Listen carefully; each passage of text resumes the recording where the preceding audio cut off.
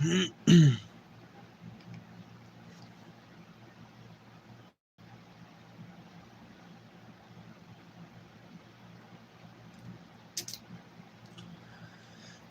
much plastic packaging on every single fucking thing you buy these days. Like, why was this thing on this vape pen? Hey, Ignar, what's up? What's up? What's up? Welcome, everybody. Seeing as how World War III is popping off around us, I figured it'd be a pretty good time to stream.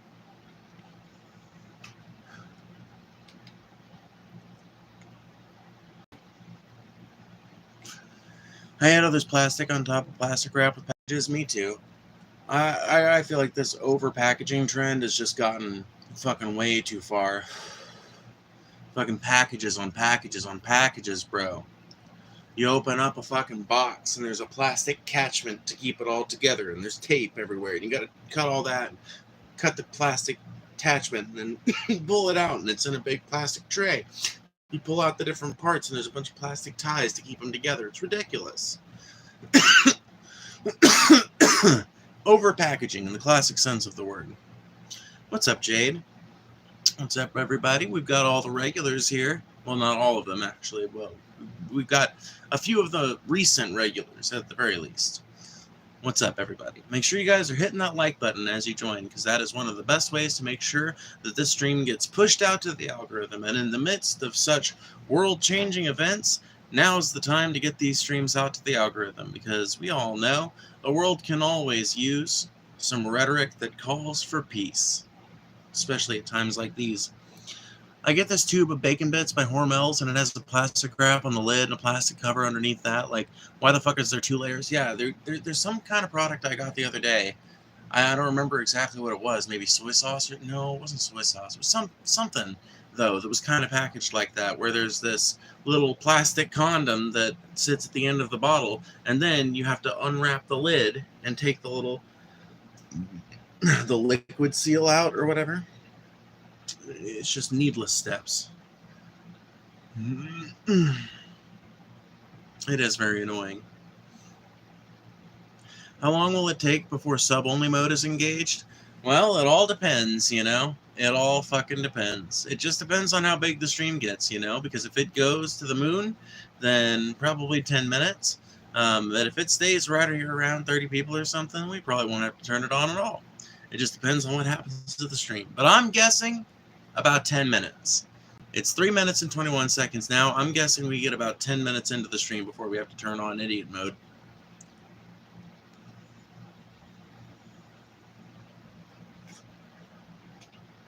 So far, so chill. Who knows when the skibbities and religious nutters show up? Yeah. And that's always who we're waiting on, too, is the religious fundamentalists, the Christian nationalists, the sordid bigots and transphobes that love to frequent these streams. Once those people arrive, we'll have to turn on idiot mode for sure.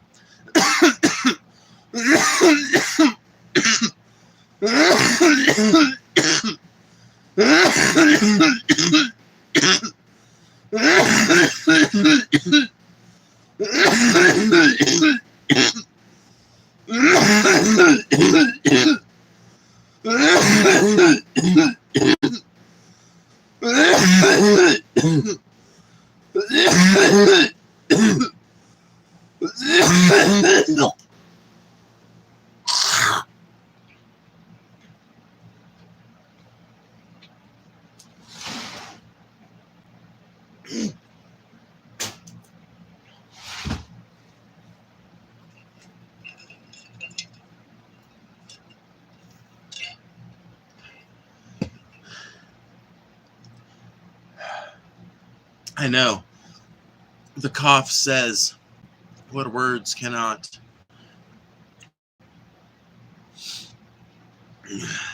An excellent point, right?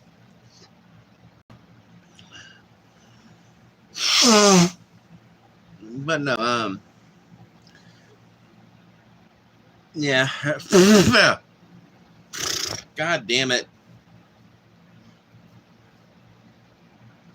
Ah.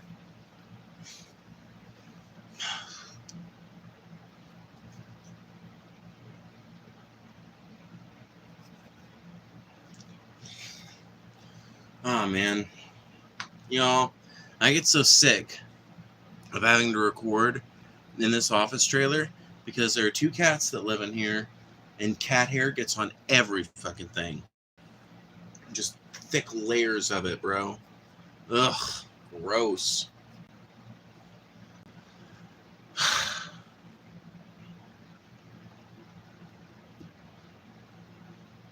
You may have the emphysema. Yeah, so I hear. But yeah, so what do you guys think about World War III breaking out? How's everybody feeling about Iran continuing to strike Israel and Israel continuing to strike Iran? Because that shit's been heavy on my head all day. Oh, I had a question I think you could answer. How do you / broadly trans people feel about cis folks who'd say that person is a trans versus their trans? Is it offensive or am I overthinking it? I think it can definitely be used derogatively. I think the former can definitely be used derogatively, but I don't know that it always necessarily is. I think that a lot of times people just mean it in a sort of friendly way. I think sometimes people just mean it in a completely innocuous way, but people definitely will use that as kind of a derogatory way of demeaning trans people by making it seem like they are, like it's not a genuine part of their identity, like they're merely a member of some kind of movement, you know?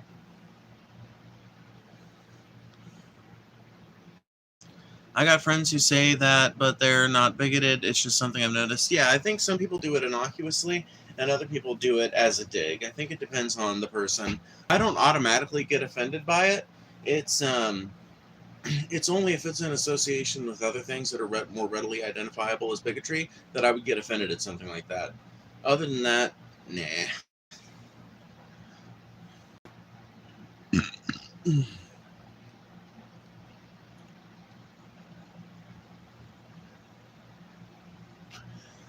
By the way, big congrats, big self-congrats for myself, because I have reached 3,000 subs. 3 fucking thousand. So that's kind of cool.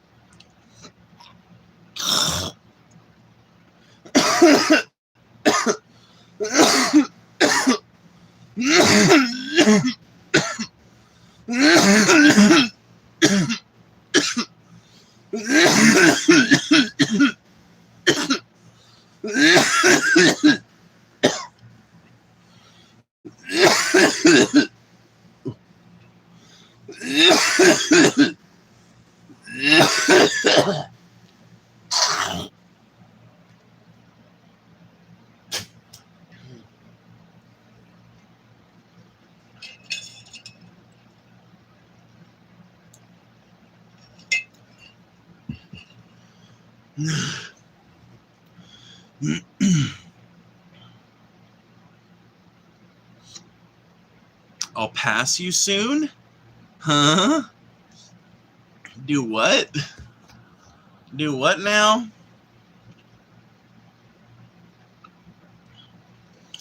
Oh man, Tyler, I'd love for you to explain to me what exactly a man coughs like. Can you explain to me what that means? Or is it just some arbitrary designation that you've decided to append to people because you personally think it fits? Is this fact or a feeling? Something tells me it's a feeling. I got a feeling, ooh, that cough is a fucking man's cough. That cough is a fucking man's cough. Ooh, I got a feeling, but I ain't got no facts to back it up. No, I ain't got no facts to back it up.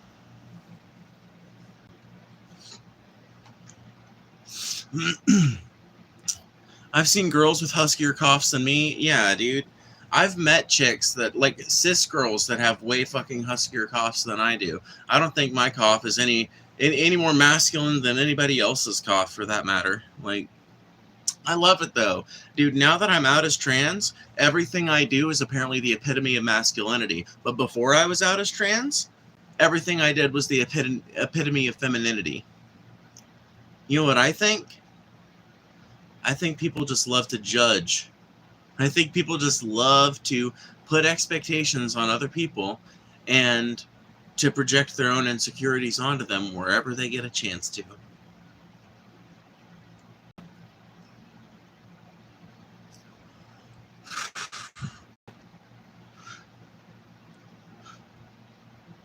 Everyone knows that women don't cough. Yeah, I'm sorry, Merrick. You're right. I forgot.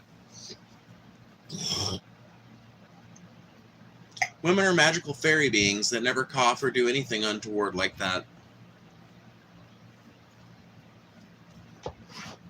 Make sure you guys are hitting that like button, by the way. And by the way, is it not strange? Is it strange to anyone else that we're sitting at 11 minutes in and 14 people?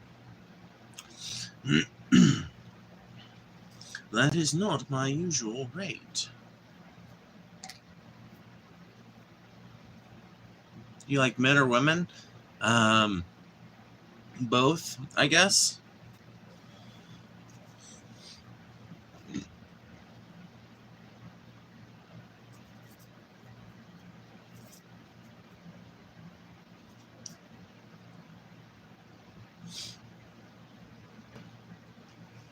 Ooh, but I do have a piece of cool news that I can share with you guys. I guess it's not really news, but I'll show you here in a second.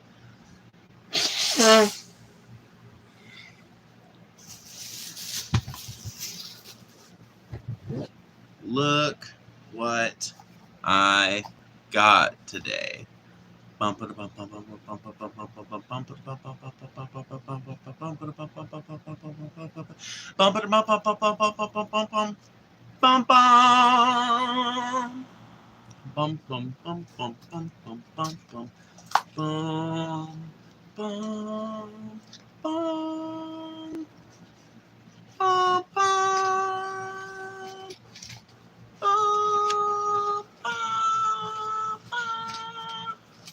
Yeah, so I got new guitar strings finally.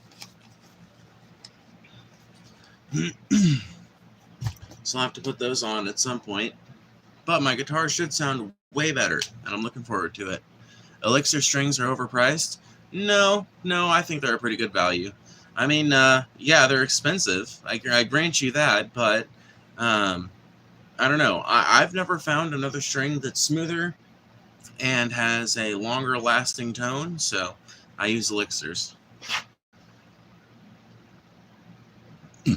What are those, by the way? I need new ones myself. These are Elixir Acoustic 8020 Bronze Polyweb Light Medium. Warm, slick, and fast.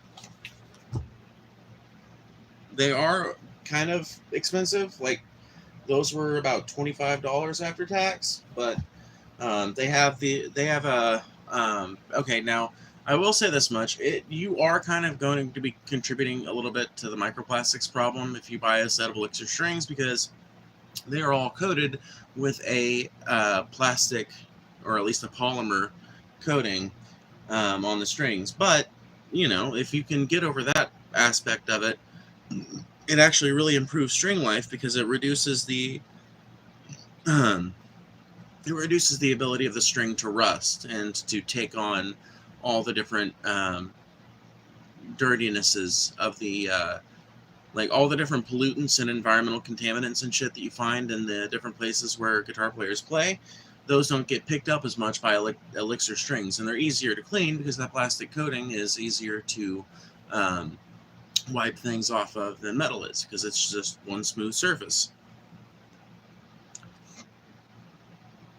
What's the temperature over there?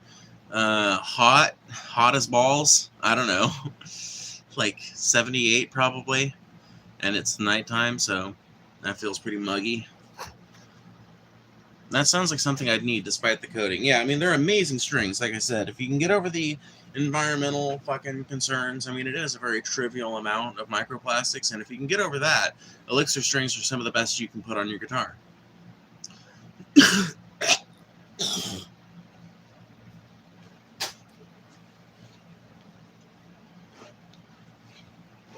Tell you what, if we get $10 in super chats, I will restring my guitar for you guys live on the fucking stream.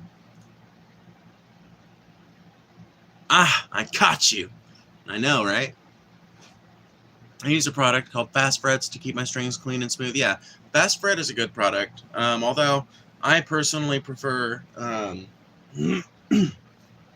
have a different lubricant system that I use now, and I don't remember what the name of it is. But it's like basically based on white mineral oil, and it comes in this little tube, and you just rub the end of the cap. You rub the part with the cloth on it over your strings and over your neck, and then there's a little polishing cloth, and you wipe down the excess and polish up your neck, and then it does basically the same thing that Fast Fret does. Of course, you can use Fast Fret as a neck polish too. Like you just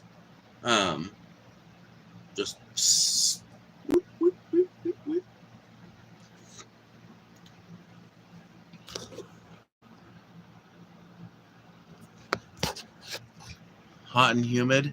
Yeah, 100%.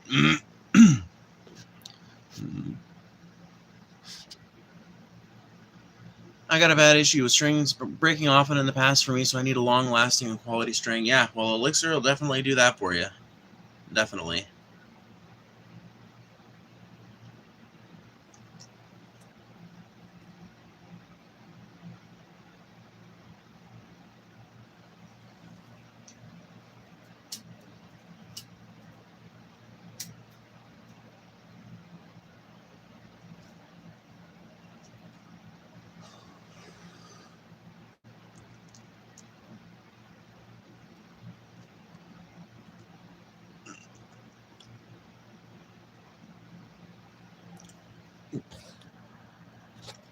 Is that crack? Are you retarded?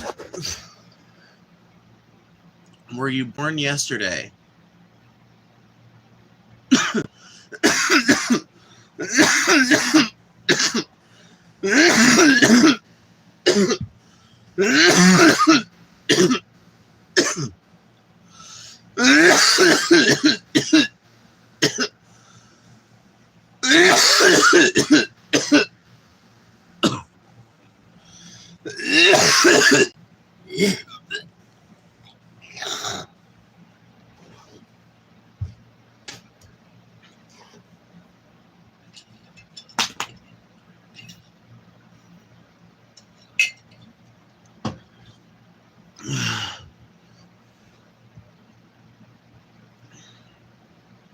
Say, you can smoke crack in a J, just saying. Maybe you can, but that's not how I've ever seen it being done. And I haven't been around it that often. One time, literally. So I guess that's not representative of a very wide, that's not like a very wide sample base, you know, but nor am I claiming my fucking particular perspective to be absolute fact, you know. But no, this is definitely not crack.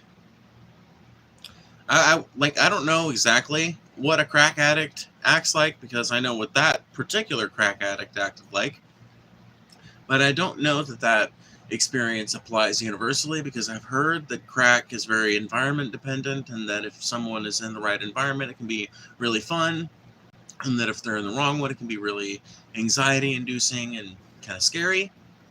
So I think I'm acting certainly level-headed enough to not be mistaken for a fucking crack user, but nor do I think it's right to shame crack users. You know what I mean? I've always thought that it's a distinct source of shame for this country that we single out some drug users and treat them like garbage, and others we accept. We elevate them, in fact. Coffee, for example. You're allowed to drink as much coffee in this country as you want to. In fact, you're encouraged to drink more of it. You're encouraged to spend as much money as you possibly can in the coffee industry and on caffeine products and things like that. So caffeine, you're allowed to have an active addiction to. You're allowed to celebrate it. You're allowed to talk openly about it. You're allowed to advocate openly for its use. Alcohol, same thing. Maybe it's a little more frowned upon, but not by much. Tobacco is probably the most frowned upon of the soft drugs that are pretty much not really frowned upon by most of society, but that are rather seen as relatively petty evils. And then you have the drugs that we treat people like shit for to varying degrees. Of those, pot, I think, is the one that people are friendliest to people they suspect of using it. And crack is probably the one I suspect people are the rudest and worst to if they suspect them of using it. Meth maybe competes with it.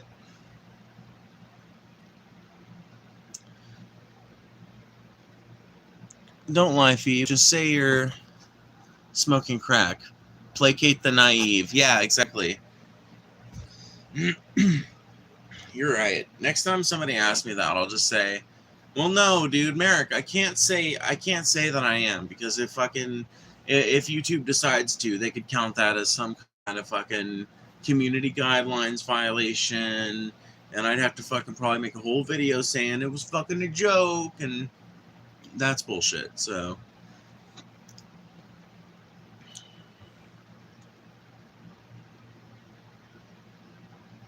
all my vices / addictions are the ones that keep me fat, unfortunately. I can relate to that. Somewhat.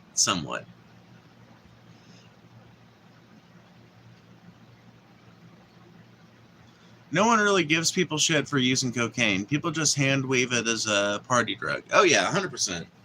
Well, that's because so many fucking people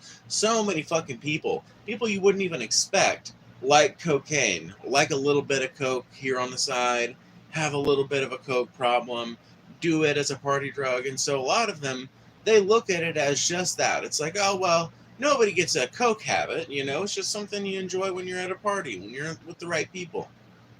When really we're talking about somebody that's got like a long-lasting coke addiction that is able to satisfy their fucking fix in longer intervals than perhaps one who's deeper in the throes of cocaine addiction, right? But for some reason, we treat cocaine in general like it's not that big a deal, even though when it comes to really severe cocaine addiction, it's every bit as harmful and destructive as crack addiction is, or meth addiction is, or anything like that. Every bit as destructive. Every bit as destructive as severe alcohol addiction.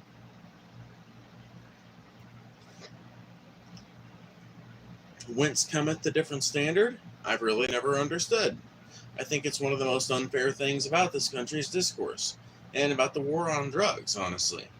The fact that things are treated so disproportionately, and the fact that those disproportionate treatments happen to line up with particular enforcement aimed at certain groups of certain racial groups.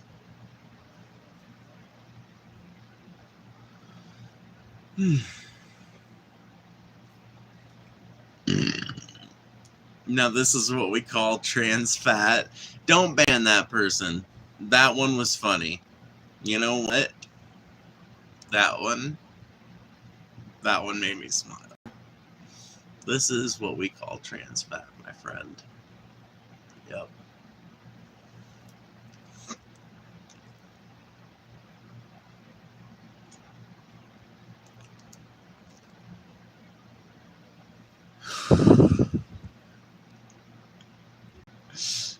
I mean, it's not really bigoted, I am trans and I am fat, so like,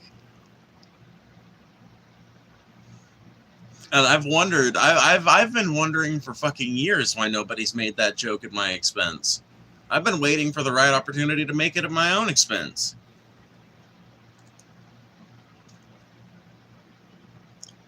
I was just making a joke. Now y'all been talking about drugs for the last 20 minutes. Well, that's how these streams work. I mean, normally they're a lot better attended than this one is for whatever reason, but normally these streams are just kind of line of consciousness kind of things, where somebody says something in the chat, I start talking about it, somebody else replies in the chat, I reply to their reply, and the conversation continues from there. If it stays on drugs, it stays on drugs. And you never know. This is why when you're operating in my chat, you should always be careful with what you say in the chat. Not because it's going to be used against you or anything like that. Don't take it that way. I just mean because you might actually contribute to what the topic ends up being. So think about it before you fucking hit enter. Is this something that is worthy of being talked about by somebody who, like I said, normally we get like 50 to 75 people hanging out in here, sometimes upwards of 200 people hanging out in here passively. My average 15,000 views a stream now. This is just like a historically badly attended stream for whatever reason. But it happens every so often, and they are certainly more chill and kind of tight-knit environments when they happen like this. So they're actually kind of nice. I imagine it's going to become less and less common as my channel grows, but as of right now, I kind of find them a little endearing.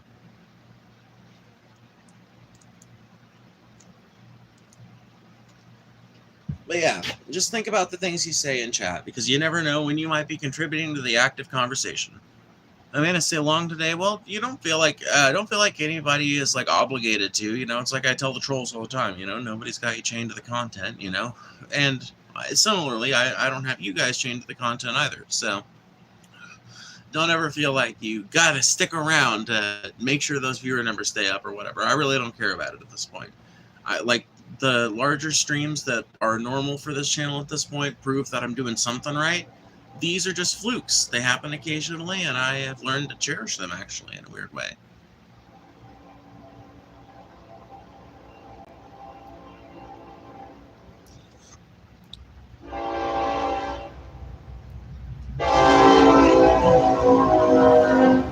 Are you in the chains? Well, if you think about it, we're all in the chains, right? The chains of the capitalist, the chains of the bourgeoisie. Are you into chains? Now that is a bedroom question. The sort of question that you would never ask to a stranger sitting at the bus stop. Consider for a moment why that question would be appropriate to ask of me. But yes.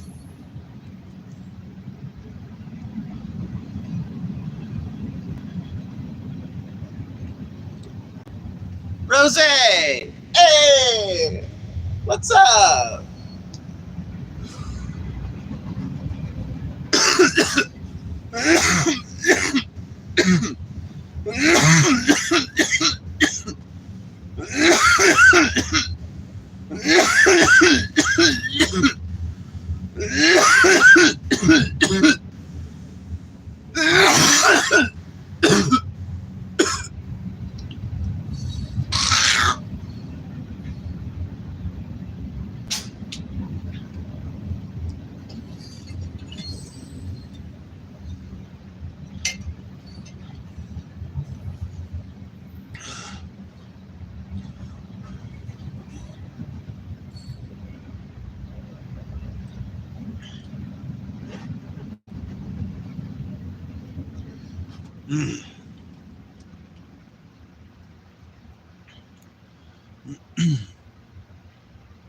Why do I always get randomly hit with a left? I don't know. Why do you? I'm just pulling your chain. I get it. What the fuck are you smoking? Fucking THCA, I guess. Gas station joint, in other words. Speak of the husky, and the husky will appear, probably stoned. I did indeed. Been sharing the stream, lol. Nice, nice. Cool. Well, thank you, Ignar, for sharing the stream. That actually, that's really wonderful of you. It's really wonderful of you. Yeah. I really did want to talk about the news of the day. It's sometimes kind of hard to get that sort of conversation started when the chat is kind of slower and, I don't know, slower and more intimate like it is tonight. But, we never have to talk about what's in the title necessarily. It's not like we are bound to that kind of thing. But it has been on my mind. So if any questions occur to anybody about that particular topic, now would be a great time to bring it up.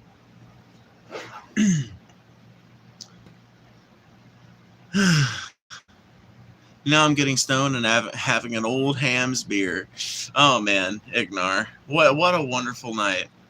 I see trees of green while I drink beer and smoke a joint.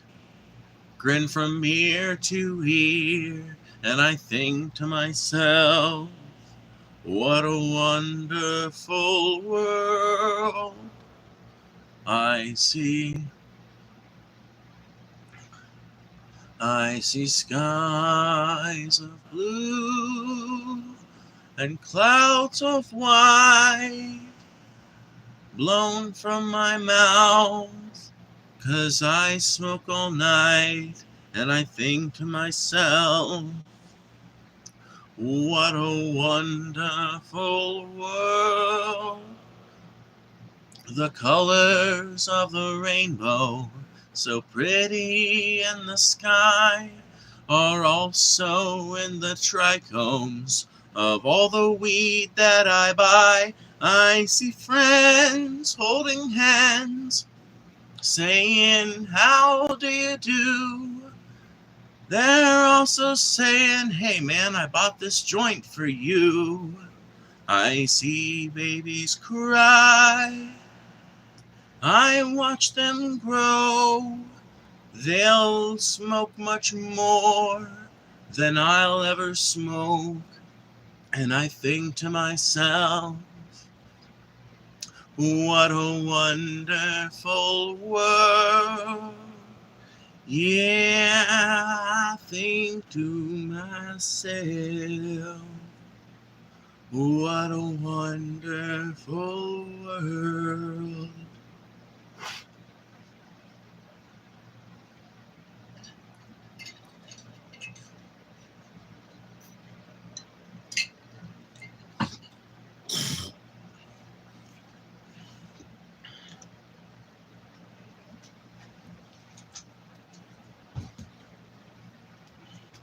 You were discussing the possibility of World War III. Do you actually think it's possible it will be called that? No, of course not. The media is allergic to such a massive headline, but I think that that's what we're aiming headlong towards. Do I think that it'll be called that officially? No. But do I think that there will be certain outlets that call it that? Yeah. Like I said, I think the media doesn't want to actually call it that. I think that they're going to grouse about it. Because if you look right now at articles about this, there are already all kinds of news articles talking about how this could be the build up to the next World War. This could be an example of like a return to Cold War era war politics, which I would argue that we've been in that state for like the entire time. I don't think we ever left it. There's going to be there are already all kinds of articles making these commentaries. But I think when it comes right down to it, if and when the United States joins this conflict, I don't think the newspapers will continue calling it World War III. Not until one of the major powers attacks one of the other major powers directly. Excuse me. At that point, then I think the headline will be too juicy to ignore. There'll be too many people like me and other fucking YouTubers and shit calling it World War III at that point. They won't be able to not call it that. I know America is directly involved, but Trump being a Republican, Biden with how flip-floppy he is, I'm not sure how involved we're going to get. We might go in direct conflict if Trump attacks. What do you mean we might go in direct conflict? Right now, Trump is the commander-in-chief. Ultimately, whether or not we go in there, it has long been established in America that the president gets to dictate who we go to war with. Maybe there are people who can influence him as to what specific attacks that should be made and who should be the targets and all that kind of shit. But the president attacks who the president wants to attack. And right now, the only thing stopping the United States from entering this conflict is the whims of a despotic madman named Trump. So I don't think the odds are very good for the U.S. staying out of this conflict. This is not a situation where I forecast cooler heads prevailing. Let me put it that way. Is this satire? Lord, no. What are you talking about? How about you open your fucking ears and listen for half a second, and you might learn something. To quote from the great Paul Zigo, this is something most people learn in the fucking 3rd grade. That if you shut your mouth every once in a while and listen, that you might learn something. having more direct boots involved in aiding Israel against Iran, which could be some being in Iran if Israel sent troops in Iran, but who knows? I'm just speculating. Yeah, I mean, that's what I think is going to eventually end up happening, is that I think Trump is going to side with Israel. Trump is way too fucking tied up in AIPAC money, like every other fucking American politician.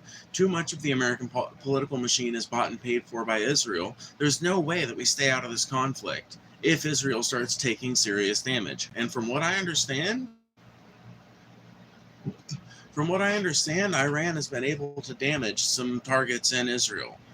This is not like the conflict with Hamas, where it's basically Israel crushing a people that have way, way, way inferior weapons to them. No, Iran is a modern military power. People don't understand that. People think of Iran and they think of Afghanistan. Because people are stupid, because Americans are dumb. Like, a lot of us are just fucking dumb. And when we think Iran, we think Afghanistan, which, by the way, also has modern weaponry now, thanks to us. The good old United States. You can always count on us to arm you, fight you for a while, and then when we leave you with the most modern equipment that we can before we fucking haul ass back out of there. So that way the fight's fair when we come back again in 10 years. Dude, it's America's favorite fucking hobby. Arming future enemies.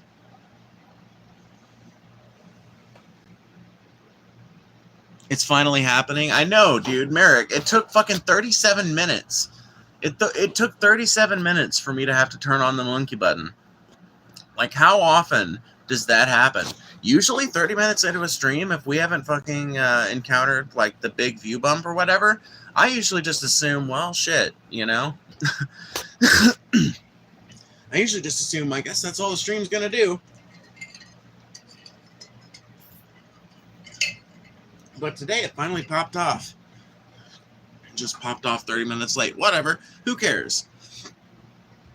Currently, I'm working on a July article for the 4th for the site Horror Facts. The subject is retrospective on the Purge series. I have to say, I'm watching it for the first time, specifically now with everything that's been going on. It's a whole other kind of wild. Oh, yeah. I mean, there's all kinds of movies that have come out in the last 20 years that if you rewatch them now, you will see the very clear class associations being made. And it's really wonderful to me that so much of this type of content has been made. And it kind of sucks in my mind that I didn't realize the anti-capitalist connotations that some of this media had way back when. But it is kind of cool, right? They got F4 Phantom 2s, F-14A, Tomcats, etc. It's surprising how much of American equipment they have despite the sanctions and embargoes. Oh yeah, 100%. 100%. They have all kinds of American equipment. They have all kinds of modern equipment in general. Like I said, Iran is a modern military power. They are not like fucking Palestine. They're not like Afghanistan either, for that matter. Because Iran's weapons were not all just given to them by other countries. Like, they're cooperative efforts between Iran and other countries, but Iran is its own fucking military power with its own big, beautiful cities and its own kind of like power structure and shit going on. In other words, it's a country that can and has actually fought Israel and won. Or not lost as badly as Israel thought that they were going to win, if that makes sense. Like, it's something to be fucking considered how serious this shit is right now. Iran's been launching hypersonic missiles into Israel. Israel's been targeting all kinds of sites in Iran, and because Israel has a superior missile stockpile, they're able to send way more, and their targeting capabilities are apparently better. But you see some of these missiles that are being launched, and it's just like it's some of the most visible examples of the Iron Dome not working, not being the perfect defense solution that Israel acts like it is. It's one of the most stunning examples of that you'll ever see. Just like out of nowhere.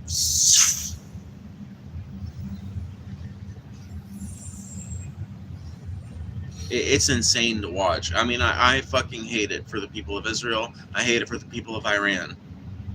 I hate it for the regular fucking people in these communities that are literally getting fucking bombed to bits right now. This is why war is evil. This is why the fucking disproportionate response and the imperialism has to be fucking stemmed. This is why the Israeli people have to reject this shit. Israel or no Israel, whether it good, bad, right, or wrong, Netanyahu at the very least has to go. Netanyahu and the people who feel like him in terms of war making gotta go. This sort of attitude kills people en masse.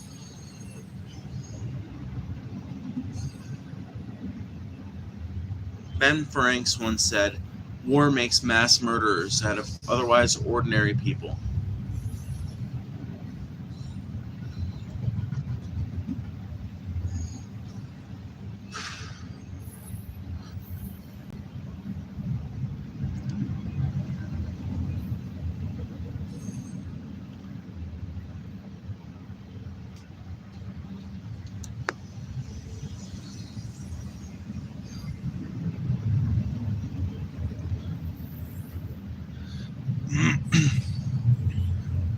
Imagine being poor during the purge and that's your last night imagining. Yeah, no, 100%.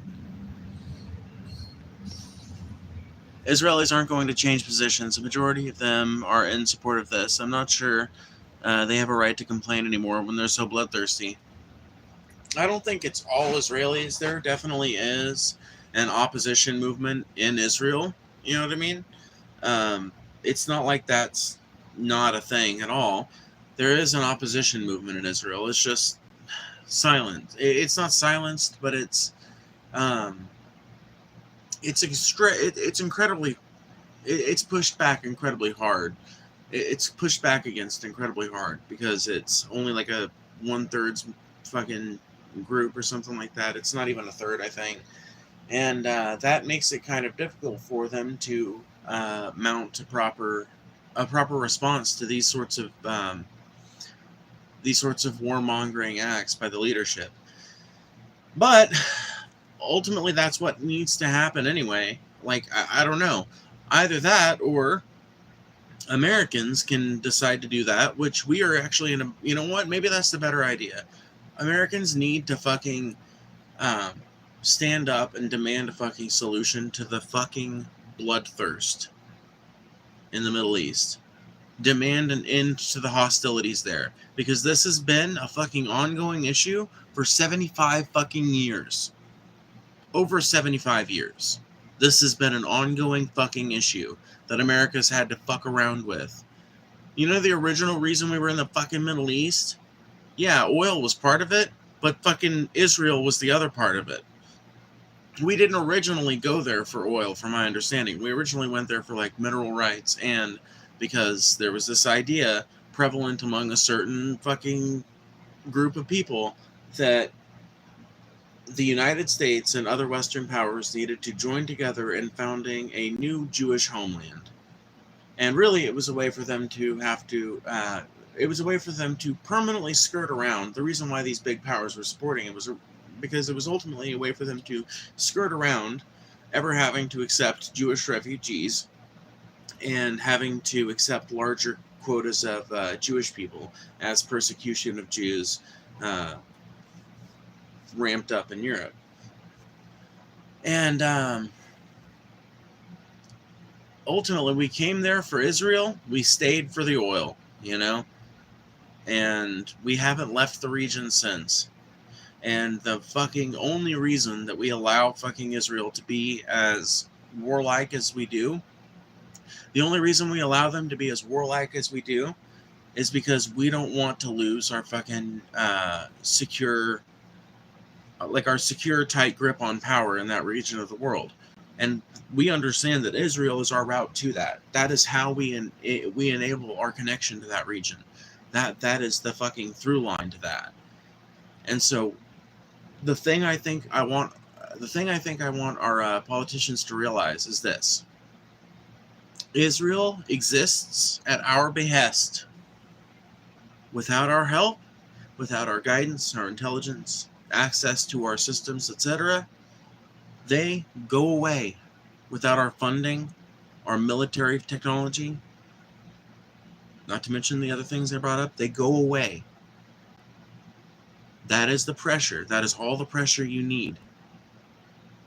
No amount of AIPAC money can buy your way out of the fact that if somebody wants to pull the chain on Israel, there is a very easy way to pull the chain on Israel.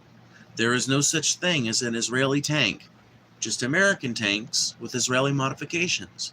There is no such thing as an Israeli artillery system. American artillery systems with Israeli modifications, sure, but not Israeli ones. There is no such thing as an Israeli weapon system. There are American weapon systems with Israeli modifications. If we stop funding them, if we stop supporting their fucking every move, they suddenly come to the table in a way that they have been unwilling to.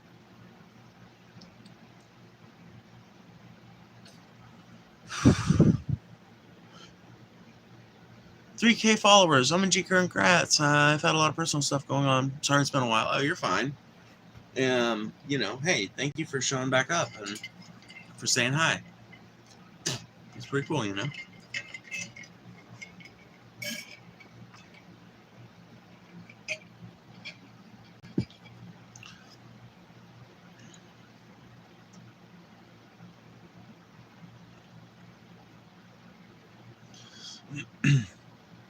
I think it can be both Mental Health Month and fucking Pride Month. I think it can be both. That's fine. It all roots from stupid-ass traditionalism. Seriously, I can't count the number of horrible shit that continues because this stupid-ass book of incest fairy tales said to do it, or it's just the way things are, or some other variant of those two. It's never been a good argument and has to be served to, it has served to stifle progress for most of human history. Oh yeah. I would argue all of human history. All of human history is filled with examples of progress being stymied because somebody was fucking obsessed with the idea of traditionalism.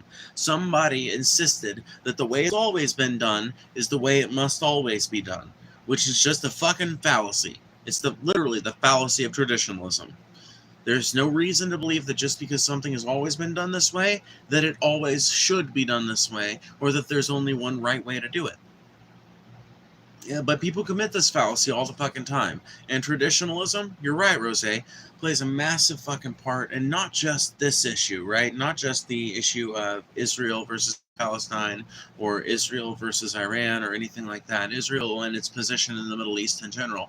Like this sort of traditionalism, this sort of obsession with traditionalism goes super fucking deep and affects things like conversations about queer liberation and capitalism, like economic justice in general.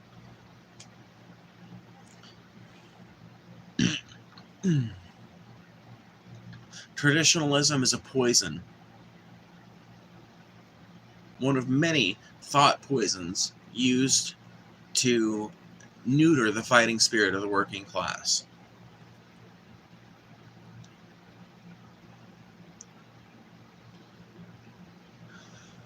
We really need to stop setting the money. We have no business doing that, and I hate seeing these poor people losing their childhood due to war. These poor kids. Yeah, no, I know.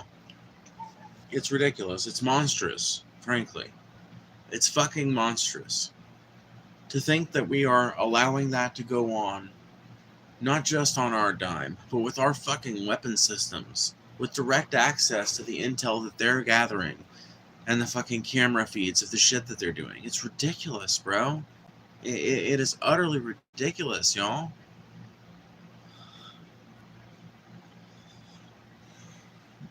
It's fucking monstrous.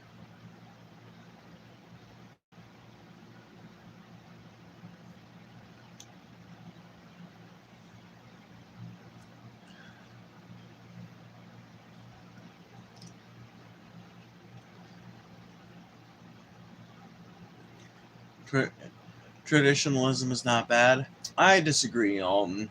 I think traditionalism tends towards badness. Now, do I think every application of a traditionalist mindset is necessarily bad? No, I guess there could theoretically be some exceptions. But I don't think that doing something merely for the sake of continuing to do something is. I don't think that by itself is sufficient justification to do anything. Anything uh, less innocuous than a Christmas party or something like that, you know? When it comes to holiday traditions and some things like that, I get that, right? I get the idea. You know, that's fine. I get it.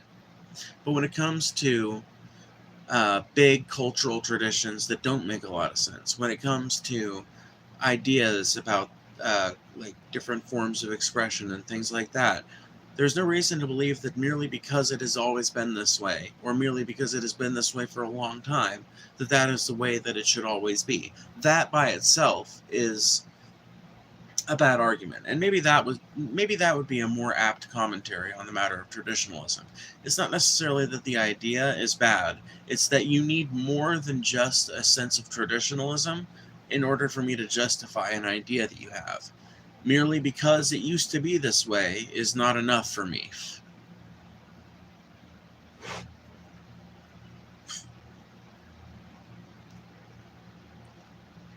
Traditionalism trends towards a philosophy of stagnation. Exactly. Thank you, Ignar.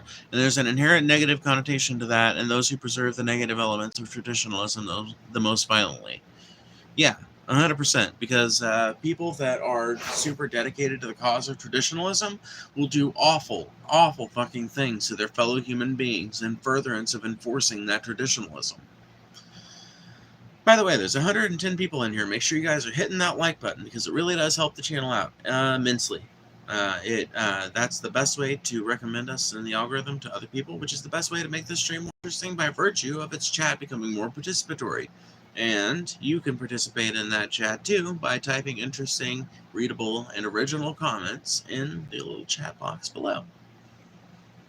And if you feel like your chat's just not getting read for whatever reason, if chat's going by too quick, or you just want to make sure it gets read, or you just want to support the channel, feel free to send a super chat. And final, shameless self-promotion, I have memberships open.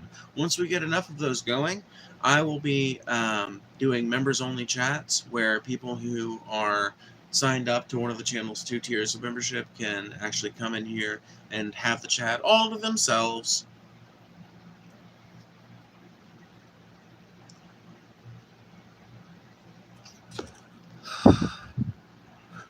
Look at Proud Boys, Christ of Fascists, MAGA types. Exactly. Yeah, they are obviously the quickest example you can use if you're an American, just looking around at the country and trying to find examples of this kind of fascism writ large. Those fucking groups exemplify it perfectly, and the modern KKK does as well, in places where that's still active. These are terror organizations that exist to push right-wing narratives about the world. Oftentimes, violently.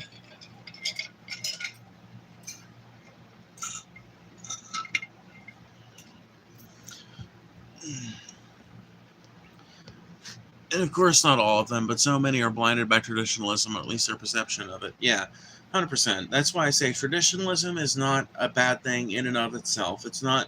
It's not necessarily. It's not necessarily that wanting to do something again and again, or repetitively, or as a habit, or whatever. It's not like that idea is inherently bad. It's just that it is not good enough to make it sufficient on its own. And a lot of people want to make it sufficient on its own. A lot of people want to justify their arguments by saying, well, it's always been this way, or, well, it was this way when I was a kid. And those aren't good arguments. Those are not good arguments. That doesn't tell me whether or not it led to better outcomes, which is ultimately what I care about. Were people happier and healthier as a result of it? If no, you have a bad idea, and I can't support it.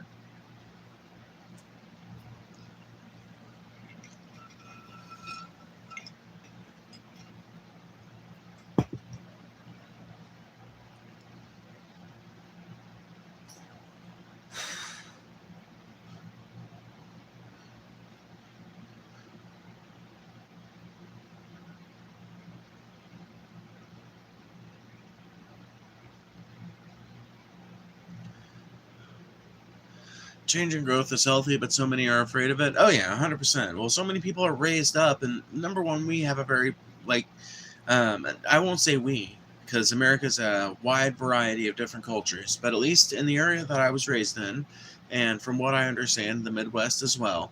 So the Deep South, the South, and the Midwest have a real problem with traditionalist mindset kind of being an element of your childhood, an element of the way that you're raised. And I mean, I see it all throughout my philosophy and everything, but that's why I've developed a kind of nuanced way of looking at it because I think it's possible to acknowledge that you've got that influence in you and have a reasonable view on it that accounts for the fact that some things just didn't work, right? Like, I'll give you some things that I think that, like, I'm a traditionalist on.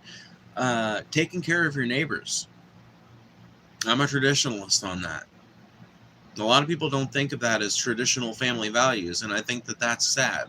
I think it's sad that when people think traditional family values these days, they think of cisgender man and a cisgender woman in a relationship and married and having kids and a house and a nice car and a picket fence. All this consumerist shit, all of this self-centered shit. None of it's about the things that or at least very little of it is what I think of when I think traditional values, right? There's a lot that's encompassed in that, a shit ton, and a lot of it is awful ideas about social politics and shit. But some of it is ideas that I think work.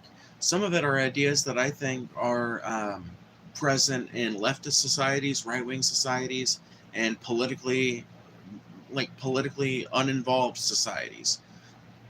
And one of those long-standing traditions that I think we ought to bring back is taking care of one's neighbors, looking out for one another. It's something nowadays you'll only find out in the country, and even then, it's not guaranteed. But you definitely don't find it nearly as much in the cities. It's a very rare thing to experience in the cities. You might know somebody in your neighborhood. You might know a few people in your neighborhood, but you probably don't know your neighbors. You probably don't know them well enough to borrow a can of gas from them to finish your lawn. You probably don't know them well enough, or they probably don't know you well enough to come over and ask you for a cup of sugar to finish a cake, or to brew up a nice batch of sweet tea on a hot day. Like, it seems like such a cliche and cheesy thing, but that kind of thing represents so much more than that stupid little interaction. That sort of thing represents trust between two neighbors. That sort of thing represents a sense of shared and collective responsibility and ownership over one another's lives. Well, not lives, but over one another's um, land base, the place where you all live. And that's a thing I'm a traditionalist on. I think that's something that we could afford to get back to, for sure.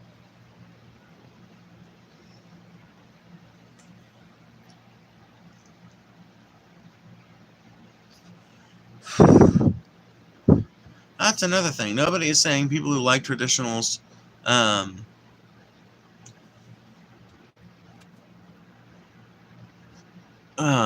that's another thing. Nobody is saying people who like traditions can't hold to them. It's just that they shouldn't be forced on others. 100%. They shouldn't be forced on others. And if you're making an argument for some kind of social change, it's always been this way is not a good argument by itself. It's always been this way is not a very good argument by itself. It needs to be accompanied by something else, right? It needs to be accompanied by something else. And hopefully, your argument is able to demonstrate how your idea brings about better outcomes. That's ultimately what I care about.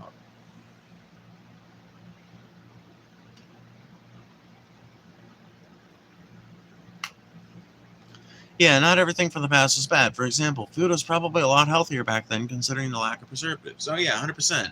If you if you grow your own food nowadays, right? If you get to the point where you can grow your own food, you will taste the difference. Literally, you can taste the difference in a homegrown tomato. There's an acidity there. There's a massive amount of umami flavor that is just not as present in a store-bought tomato. And it's like that alone. That's in fresh produce, right? Something that's not even really fucking like that's just a genetic difference. It doesn't even have anything to do with preservatives, right?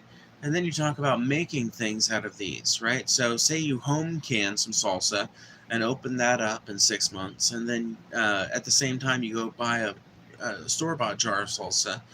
Your home canned salsa is going to taste way the fuck better than the fresh jar of store-bought canned salsa that may have been sitting around on the shelf for the same amount of time before it ended up on its final shelf. But the difference is so fucking present just from the taste alone. And then you get into the fucking health effects, like the health benefits that have been shown from eating fresher foods and foods that have less, like the less commercial processing that goes into your food, the healthier it is for you. That's something that's just been shown time and time again. And it honestly makes sense if you think about it a little bit. If you think about the mind of a capitalist, it's very easy to see why that's true, you know? Because every fucking corporation has every incentive to get as much money out of you as they can, so they have every incentive to make their food more addicting, more sugary, and in furtherance of being more addicting, they make it more sugary, more caffeinated. They, pack it full of unnatural amounts of MSG to make it so fucking tasty it's irresistible and shit. It's ridiculous. But that kind of commercial processing can be avoided by growing your own food at home and making what you can out of the things you have at home.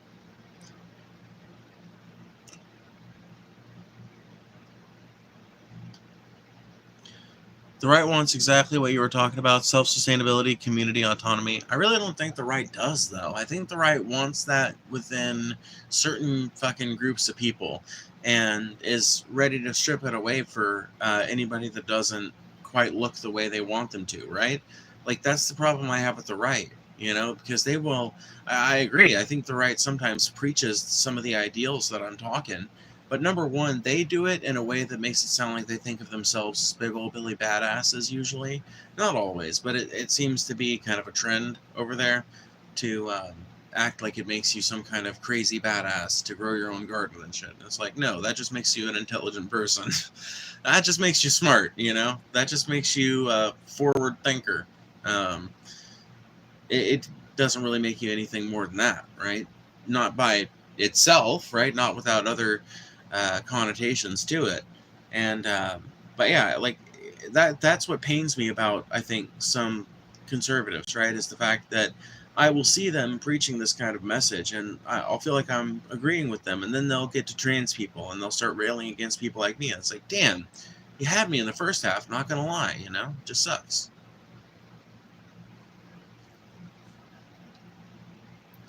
95% of all America, that's a fucking damn far sight. 95% of all America supports the Republicans? That's fucking ridiculous. That is absurd. Out of fucking here are the voting totals for last year. There roughly 32.5% of people voted for Trump, and roughly 32.5% of people voted for Kamala. Trump obviously got in fact, I think Trump actually got less votes, like less individual votes, but he won the Electoral College, so it didn't matter.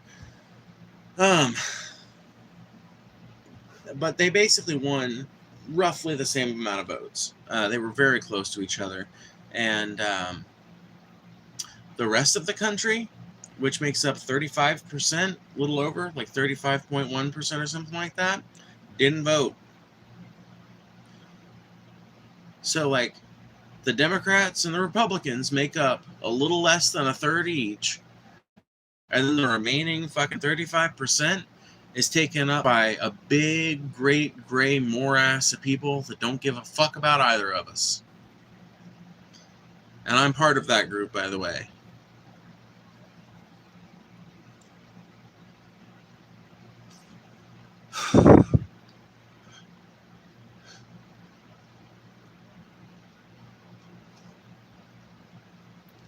I believe that as soon as someone shuts down views strictly because they consider them the left or the right, their opinion is too biased to account for anything, TBH. Yeah, I kind of tend to agree. Like, I will hear anybody out. Like, even if I do think your idea is a right-wing idea, I'll still hear the idea out.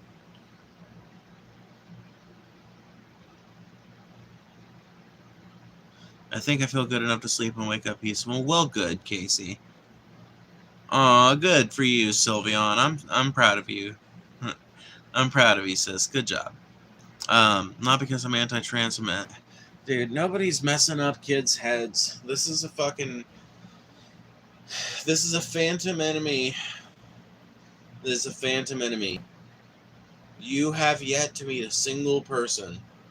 You have yet to meet a single person who has ever actually been affected by this issue. And there's a reason for that. There's a reason for that, dude. I don't know how to tell people about this anymore.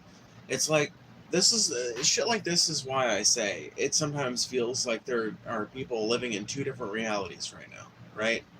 Because there's this one reality where people acknowledge that nobody's doing fucking gender assignment surgery on children, that nobody's doing like major hormone treatments on children, that the most the child might get is puberty blockers, right?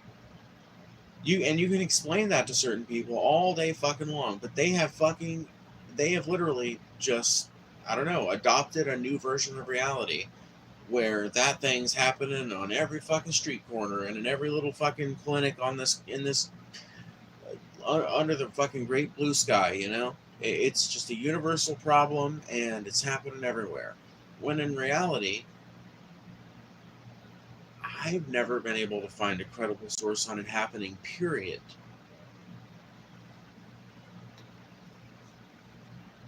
I know of exactly one person who was allowed to start their fucking hormone treatment therapy at 16 and get gender reassignment surgery at 18. And that is Kim Petras.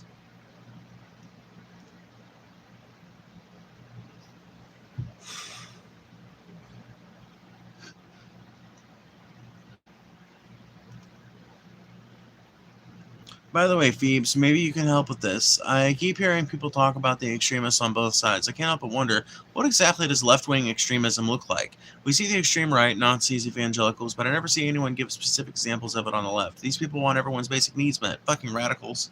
Well, that's the fucked up thing about it, Rose, is that the Overton window has become so fucking far shifted to the right in this country that now people like me and you, Rose, are considered radicals.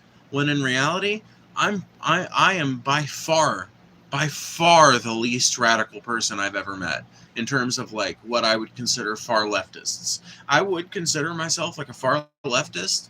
I would not consider myself on the extreme far left. I would not consider myself like an actual radical anarchist. I would consider myself like a philosophical anarchist, you know, someone who believes anarchism can be achieved on a long enough time scale and that a society like that is possible. Someone who likes to theorize about that, but I am not willing to throw the fucking first brick. I am not willing to advocate for people going and throwing the fucking first brick because I'm kind of a pussy. I'm kind of a pussy about that kind of thing. I think that we really need to be quite well prepared for a revolution, and I don't know that I'm the one to call people to that sort of work. Even if I could do it on the internet, which I couldn't, right? But,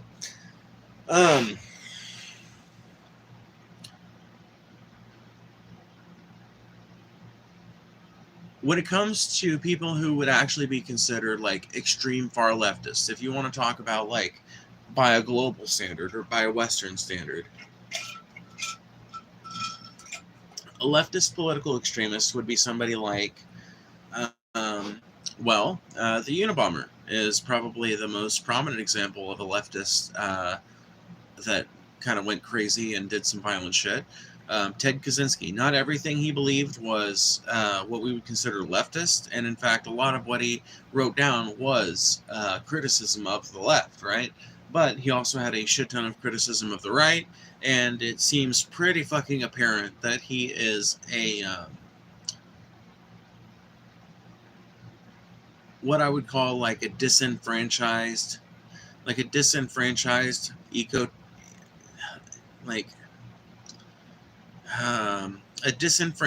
eco-communist, maybe is the best way to put it. Because like I said, he's got some pretty scathing criticisms of the left, but he's also got some pretty scathing criticisms of the right, but they're more conciliatory than his criticisms of the left are. But so many of his positions espoused in the manifesto are ultimately what have come to be known as leftist positions, right? There's this quote I'll bring up sometimes. Industrial society, no, the Industrial Revolution and its consequences have been a disaster for the human race, right? And that is a sentiment that has been echoed by a lot of people on the modern left. Maybe not a lot of people, but by a significant chunk of the modern far left, right? That's a sentiment that's pretty common nowadays. It's pretty common to believe, like, well, it really would be best, like, it really would be nice if we could just go back to Stone Age times, because seems like things worked so much better back then, or whatever. And yeah, so you can't divorce his political advocacy, right, from the things that he was doing, because he was doing the violence that he was committing as a result of his desire to get his political beliefs published, basically. He wanted to do something, and honestly, the Unabomber's plan worked. I think that's why he allowed himself to be arrested and shit. I think that's why things went down the way they did, because they did what he wanted them to. He wrote this manifesto that published his critiques of civilization. He sent it to, I believe he sent it to Playboy, the Wall Street Journal, and the New York Times. And I believe it was the Wall Street, no, not the Wall Street Journal. It was the Washington Post, I think. I don't remember. But he sent it to these 3 different newspapers, and 2 of them just declined it outright. Playboy, for the reason that it didn't fit the content material. Literally, that was their main objection. They were like, well, we would, but it doesn't really fit the format that we're going for. People are not really trying to jerk off and then read the Unabomber manifesto, and then the Times was like, fuck that. Nope, we're not touching it with a 10-foot pole. You guys can get lost. Washington Post was like, FBI, you want us to do it? You want us to? And the FBI was like, wisely, by the way, because it's how he got caught. FBI was like, oh, fuck it, sure. Let him, fuck it, yeah, publish it. Because hell, who knows? Maybe somebody will recognize whose writing it is and turn the bastard in. And sure enough, that's what happened.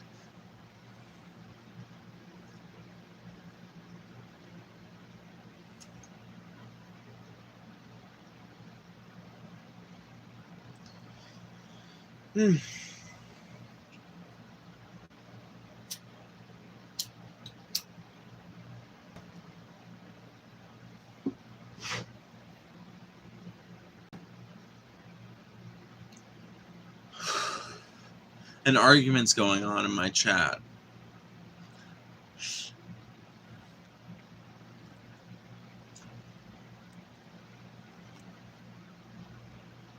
Who the fuck living in the U.S. doesn't know the story of Jesus? That shit was hammered in constantly. Oh, yeah. It's a completely fucking useless question. People are constantly acting like I don't know who Jesus is in here, and it's just ridiculous. It's literally the most fucking hammered down on story in all of American history. It's the thing you learn the most about.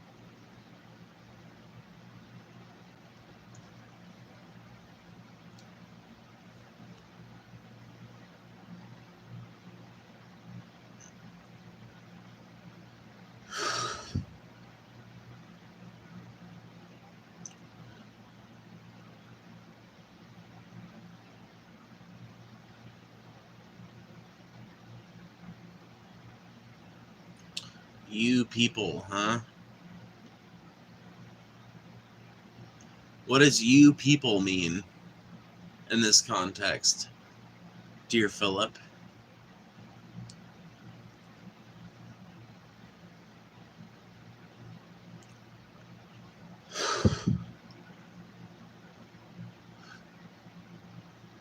I don't think anybody perceived it as like a direct argument. It's just annoying, right? It's an annoying it's a really annoying question. It's a needless question. It's a pointless question, because if you're an American, and most people on the internet are Americans, okay, maybe not most people on the internet. That was probably really American of me. But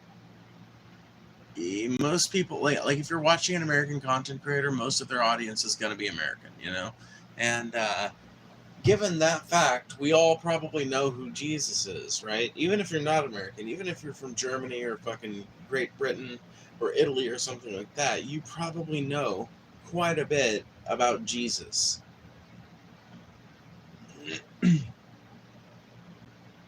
He's like one of the most fundamental characters to our mythology.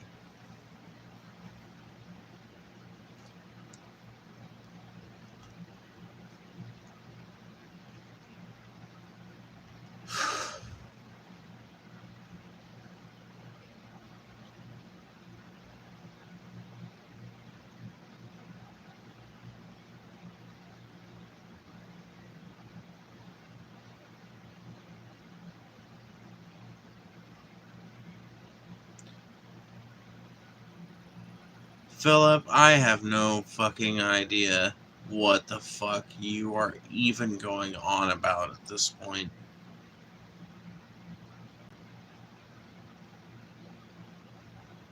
I have no fucking idea what the fuck it like is the point in the things that I just read.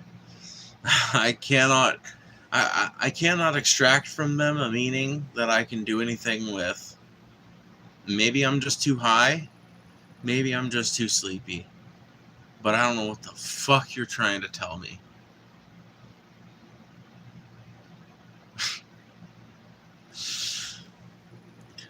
I've thought of reading it and I've tried, but holy shit is it boring. There's entertaining parts, but it's filled with fluff that draws it out. If I was God, I would not be happy.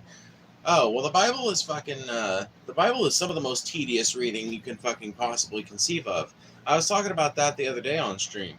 The Bible is, it's understandable why so few people have read it compared to the amount of people who will proselytize using it and quote it constantly, but they're just cherry picking little fucking quotes that they've heard preached at them in the past, right? And it's because the Bible is super fucking tedious reading. There's a lot of it where you almost want to reread it just to make sure that it was really that boring. Was there really that little fucking action in those entire 4 pages? Was that really 2.5 pages of just Jehoshaphat begat Ratzaphat and Ratzaphat begat Husaphat and Husaphat begot fucking Josiah, you know? And on and on and on through the ages? Like, that shit is fucking tedious. And it's completely understandable when you consider that why the Bible is not really read by that many Christians, because you kind of do have to get used to just kind of skimming through those pages until you get to the juicy bits. Because there are all kinds of juicy bits in the Bible. I mean, one of the things that I kind of benefited from in my childhood was my grandma had a diverse library of what I guess you would call interpretation books or something like that. I really don't know what the ecumenical name for them is, but basically texts that are meant to help explain the Bible, texts that are meant to give perspective to the Bible. And one of them was a children's illustrated Bible. And that, I think, was perhaps my best primer on the Bible, because it really does cut out a lot of that needless fucking genealogy shit and leaves you with the highlights of the Bible. And honestly, the Bible is a pretty fucking interesting story if you just skip to the action. If you just skip to the action, it's really not one long fucking consistent narrative, though. That's the fucking thing about the Bible. The Bible does not follow any one specific person throughout the history of their lives. Now, if you hear certain priests talk about it, you'll hear them say that the Bible is basically a genealogy. Like, the Old Testament is basically a genealogy with an accompanying book of laws that leads to the birth of Jesus Christ. That's, the purpose of the Old Testament, basically. Um, it's kind of a loose interpretation, but when you look at it from that lens, it makes a lot more sense why it is the way it is. But if you skip right to the action, if you get down to what each of these forefathers did and things like that, you can find a lot of like juicy shit in the Bible. You can find a lot to have an interesting Bible study over, but you do have to parse through it. One of these days, I'll dig one of my Bibles out from inside, and we'll do a Bible study live on the internet. Atheist Bible study. Wouldn't that be fun?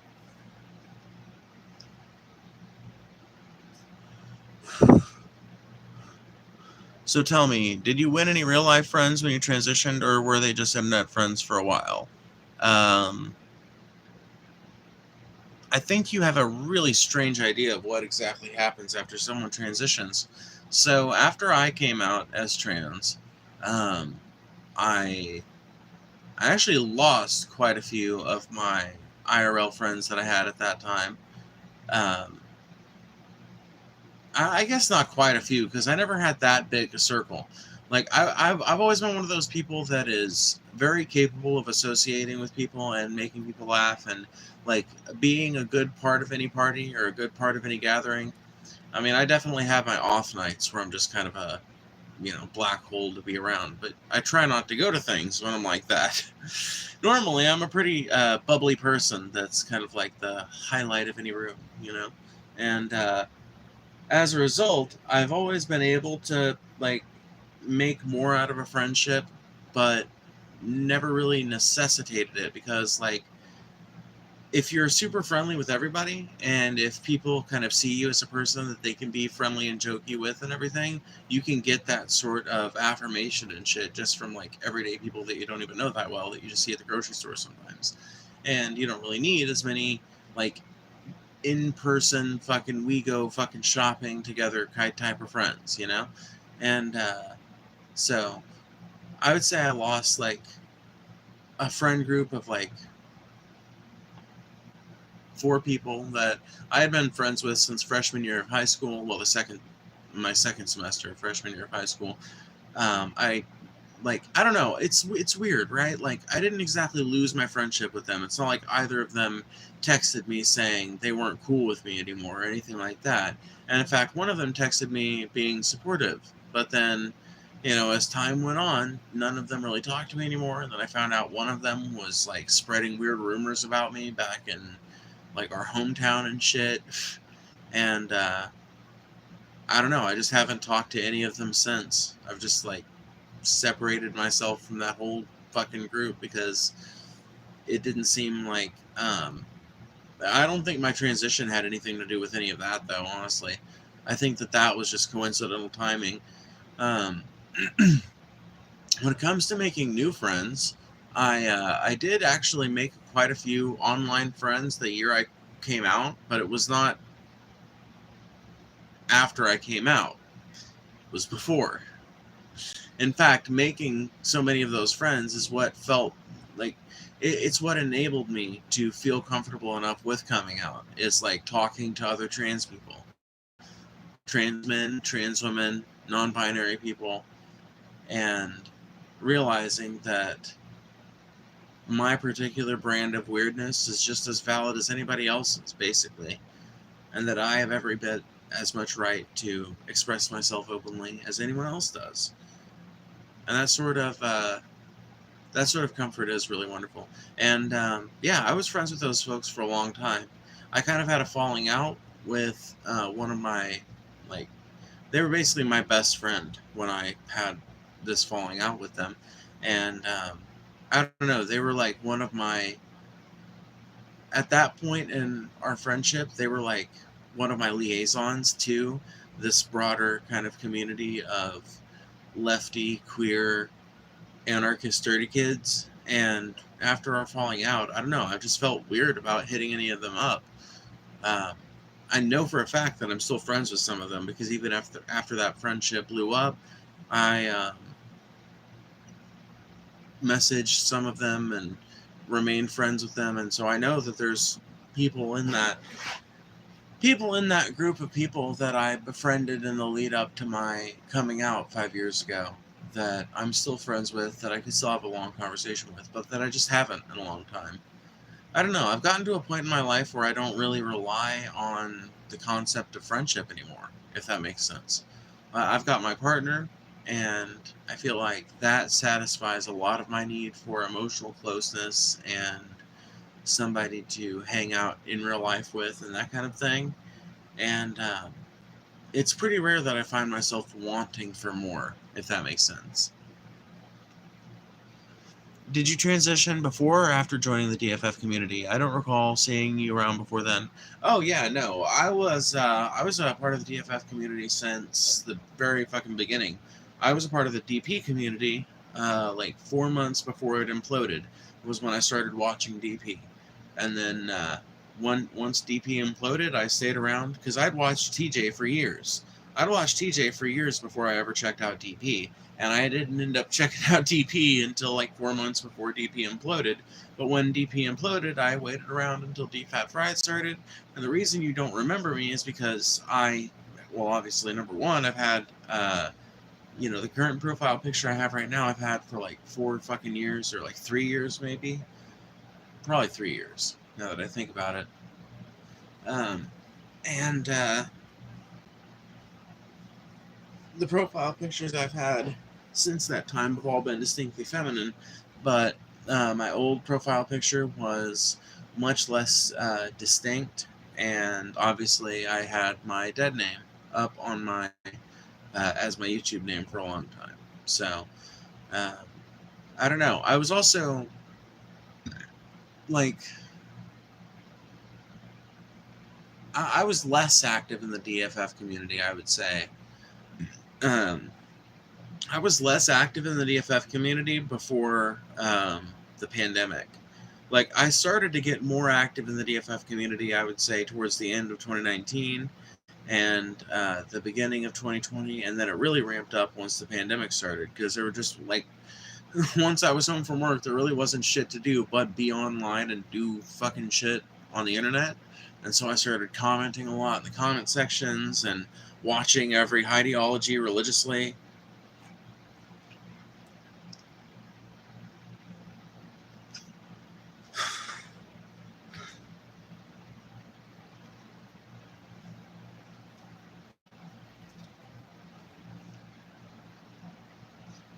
Man, y'all, my life is so weird. Y'all don't even know the half of it. And it's kind of sad to me that y'all don't ask about my stories. You know, I don't know. I'm not trying to bellyache, y'all. That's not how I mean that to come off. It occurs to me how that sounded.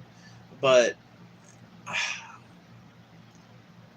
I lived in a fucking minivan for like a cumulative 13 months or something like that over the course of 2 summers.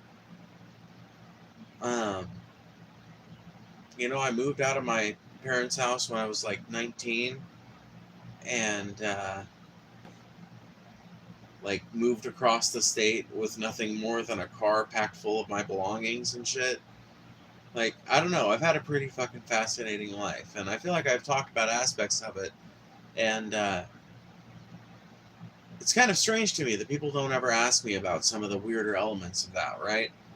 Because I know before I started traveling, I was fascinated by people like who I am now. I don't know, that sounds so fucking weird and egotistical, I know. But I used to be fascinated with travelers and ex-travelers and people who lived van life and shit like that. And now I am that person. But people aren't nearly as interested in it as they used to be, or I'm not as visibly that as I would have been years ago. It's a real shame that YouTube didn't modify their rules on who could stream vertically with their phone until, summer of last year, because if they had done it like 3 or 4 years ago, I could have made some fucking amazing fan live streams. That would have been so fucking cool. Oh my god, that would have been great. Oh my god.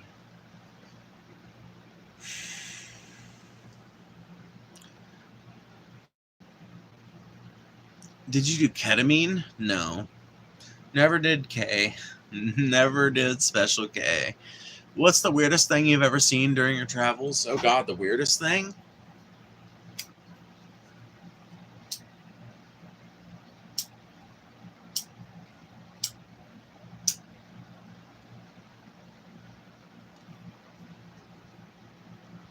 Man, that is a hard one.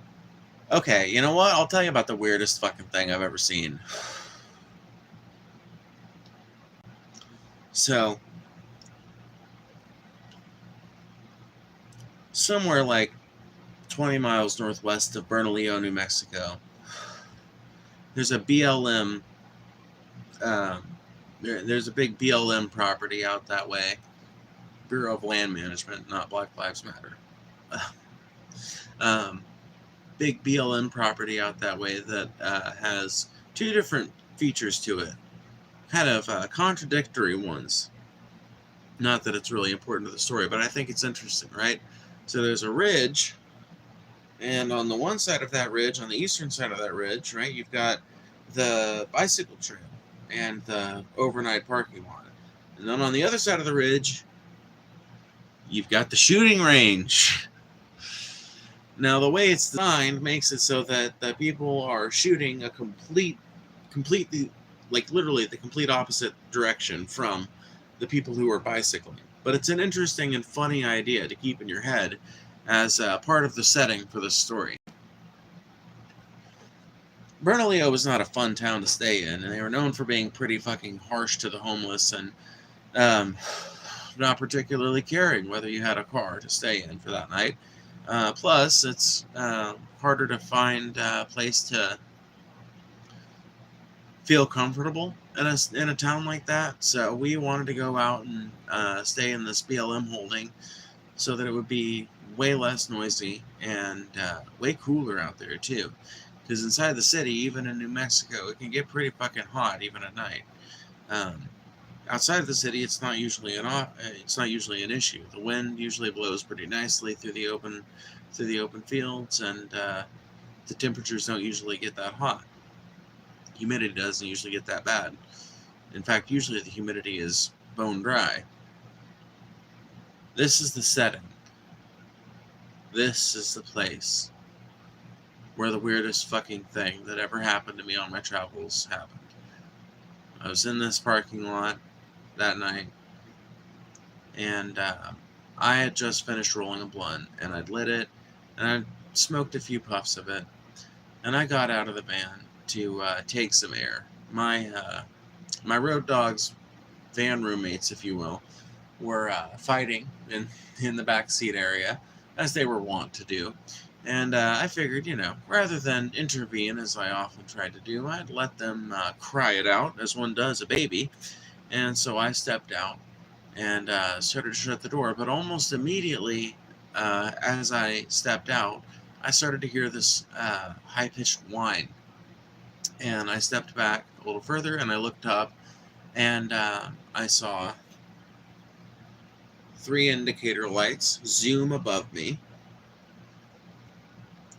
Oh shit, we went down to 2 viewers. Is YouTube censoring this because the alien story is too badass?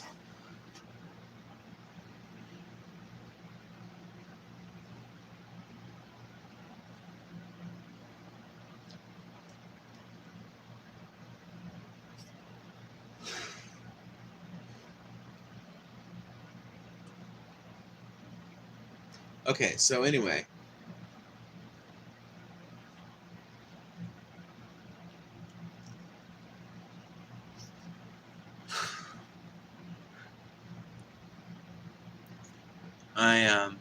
I looked up and I saw those 3 indicator lights fly super fast overhead, and heard the first of what would be 2 sonic booms, or what I guess I assume is a fucking sonic boom. I don't know. I guess it's also just like the sound front. I know moves like the speed of sound is not necessarily like Mach 1 is the speed of sound, right? So if something's traveling above that, then you'll see it, it'll go past you, and then you'll hear it. So I don't necessarily know that I was hearing like a true sonic boom, but point is, I heard the first loud front of noise, and then almost immediately upon hearing that big front of noise, the fucking stars above me blotted out for a second. Something fucking massive overflew us. Something fucking giant. I don't know what the fuck it was. I have no fucking idea to this day what it might have been. I kind of theorized maybe it was a fucking, what are those things called? What are the fucking things called? not Black Hawk. What are those? Fucking, it's a Lockheed Martin plane. I'm pretty sure. Fucking, oh, spy plane. It's a recon plane. It goes super fast. What is the name of it?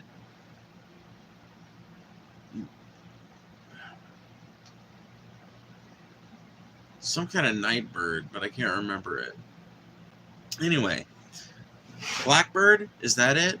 SR-71 Blackbird. Yeah, there we go. I finally reminded myself. Okay.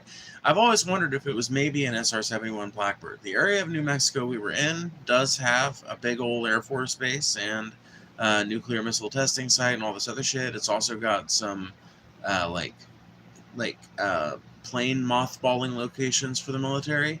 So I've always wondered if maybe that wasn't a moving operation for that plane, and maybe that fighter wasn't just an escort, or maybe it was just an escort, for the SR-71 as it got over to the new storage location or something like that.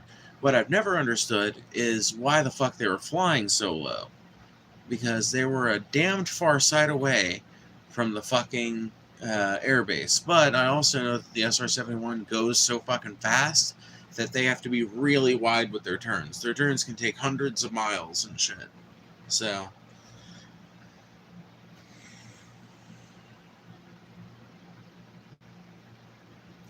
oh shit, I was hoping for some kind of paranormal stuff. That sort of thing has always fascinated me. I hope it's true, but I can never find proof of it. Usually encounters are something of, like, long description of a paranormal experience, and then you find out the person was drunk and high at the time.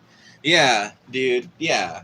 I mean, I've got all kinds of shit like that, but that's why I didn't give you one of those, right? Like, yeah, I was high when this happened, but this is not something that... This is something I think I can easily attribute to...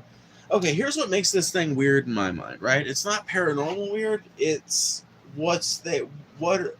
it's almost like what are they hiding from us kind of weird, right? Because the fighter pilot had indicator lights on. Why didn't the Blackbird?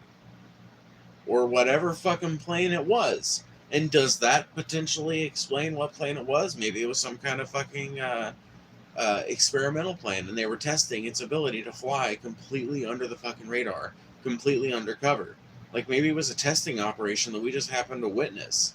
It leaves itself open for so many fucking questions. So many fucking questions. The most mundane answer in this situation might not be the actual answer, and that's what makes it interesting to me. I think I just need to get better at telling that story, because when you put it that way, I think it's pretty easy to see why it's so fascinating, right? Big fucking secretive government operations happen all the time, and then somebody sees what might be evidence of a new plane. Like they've been talking about this new fucking fancy ass spy plane and shit for a couple of years. They've been revealing more and more about it over the last few months. What if I was seeing a prototype of that flying over? Who the fuck knows? Who the fuck knows?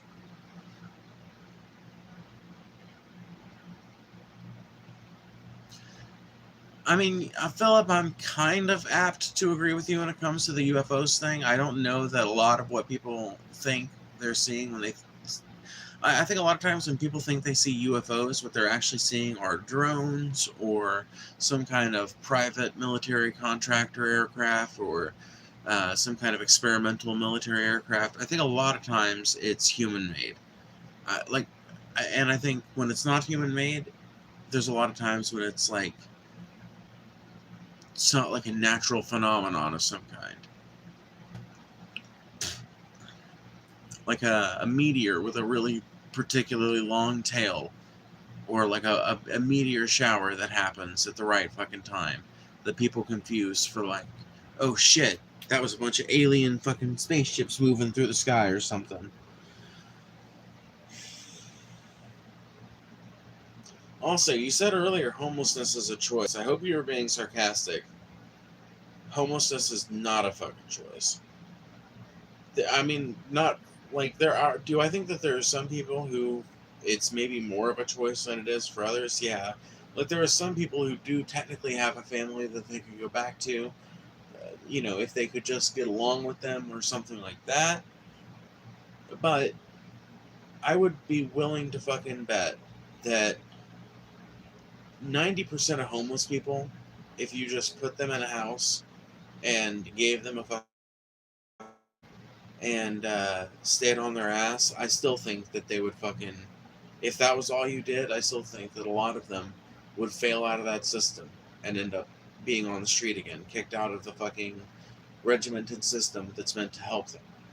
Like, I think what a lot of these people need is long-term fucking care. I think that there are a lot of fucking people that are like, here's the thing. In a country where your housing is completely tied to your paycheck, anybody can become homeless, right? So maybe 90% is an unfair number, 70% maybe. But a lot of homeless people are conditioned to living a very specific way that is hard to kind of recondition yourself out of once you don't have to live that way anymore. People like people people that have been through that experience need like a specific environment to encourage their like to encourage their recovery basically. It's like rehabilitating it's honestly, you know, and whatever. I was homeless, so I'm not fucking.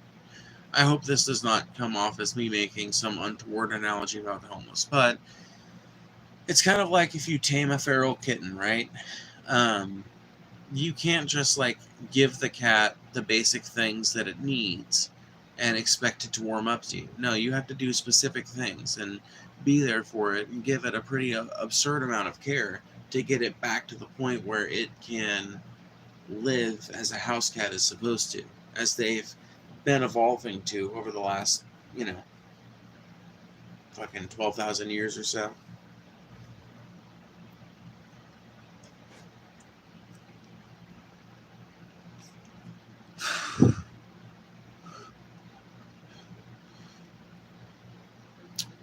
Oh yeah, dude. So Philip, let me use the thing you said and explain to you why it's wrong. So let me read your example and explain to you why it's wrong. We all have choices. Go to school, get good grades, go to work, pay your bills. There is no systemic racism. There is no outside reason to fail in life. Both of those are bullshit. I mean, both of those are just utterly bullshit, and we can tear those apart separately. But let's just stop it at the steps to success that you've laid out, and let's explain where things can go wrong. Go to school, get bullied intensely, have your grades suffer because of it, have teachers be completely I can't think of the fucking word I'm looking for. Have teachers be completely useless on the matter of fixing it or addressing it anyway. Have your grades suffer worse. Barely graduate high school. Don't get accepted into a college. Get a shitty job, an entry-level job, and work there for a year. And then you fall and break your ankle, and you have to miss work for 2 weeks, so you lose your job. And then you have to recover for a month, so you can't find another job. And suddenly things are looking pretty dire.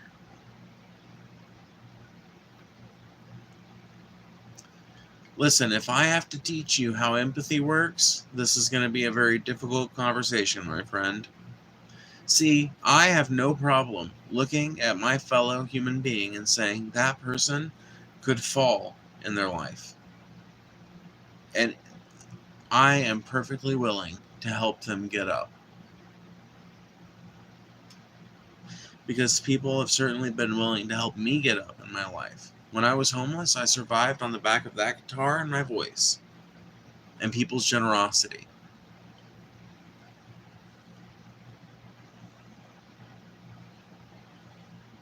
Now that I make income in a slightly more traditional way, I do not mind my taxes going towards people's upkeep, towards the common upkeep of regular fucking people.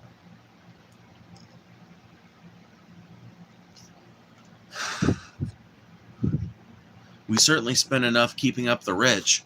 Have you ever seen Tokyo Godfathers? It's about 3 homeless people trying to track down a baby's parents during New Year's. It's pretty good. I have not, but that sounds really fucking good. It sounds like something I'd want to see. We must bring back asylums for those who need mental health. The rest is up to us personally. No, that is absolutely not fucking true. That is absolutely not true.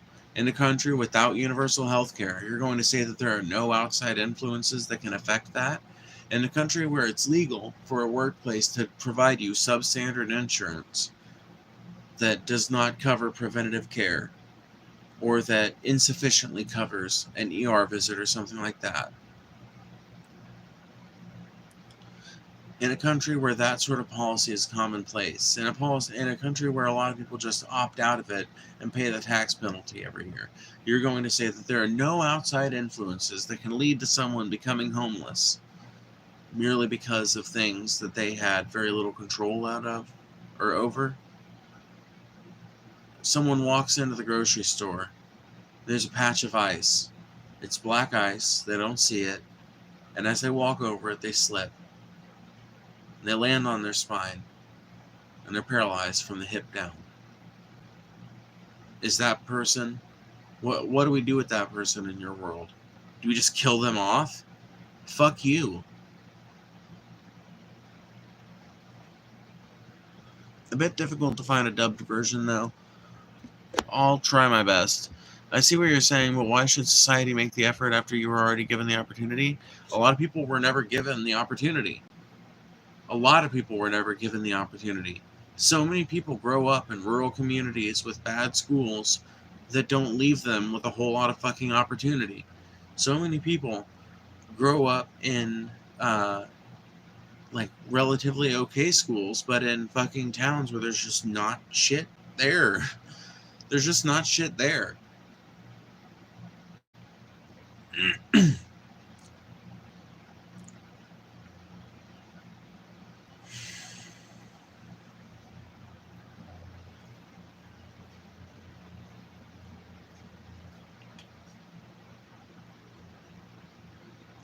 Everyone is bullied, even the bullies. You're making excuses now, excuses to justify bad behavior. I think you're making excuses to justify bad behavior. I think you're making excuses to justify rent-seeking behavior and other forms of toxic capitalism.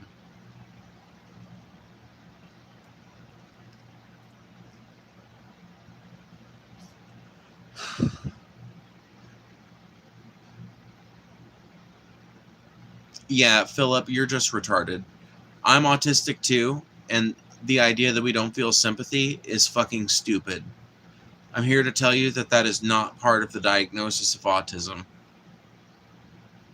I'm here to tell you that facts demonstrate my position is the better one. My position leads to better outcomes. You want to see how we should deal with homeless people? Look at countries like Finland, Norway, Denmark, Sweden. Look at countries that take care of their citizens. You want to see what we should do for healthcare? Look at countries like France, Germany, Denmark, Sweden, once again, all the Nordic countries. Those outcomes are better. And what I mean when I say those outcomes are better is, I mean, they pay less, their people live longer, and more of their problems are taken care of more quickly. And their citizens don't go into debt as a requirement of it. And somehow, all of these countries manage to maintain militaries. Somehow, Germany manages to maintain a tank fleet that we graciously let them build and keep. Quite graciously after their bad behavior in the 30s.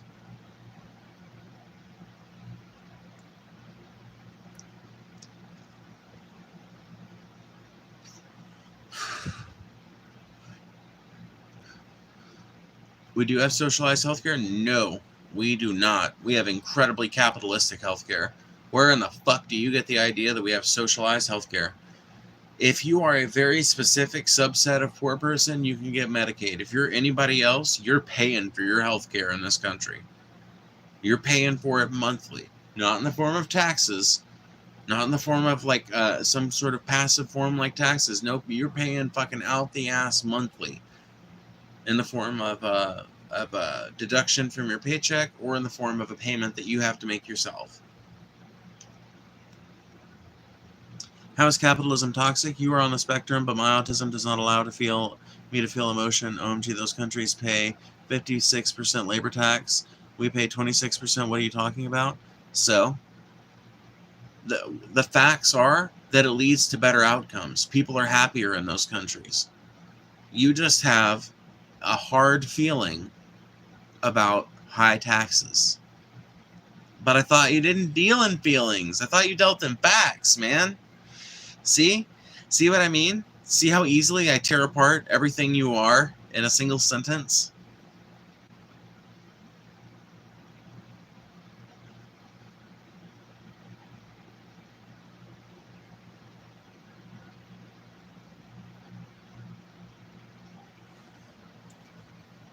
Those countries pay higher taxes, and as a result, they have better social programs.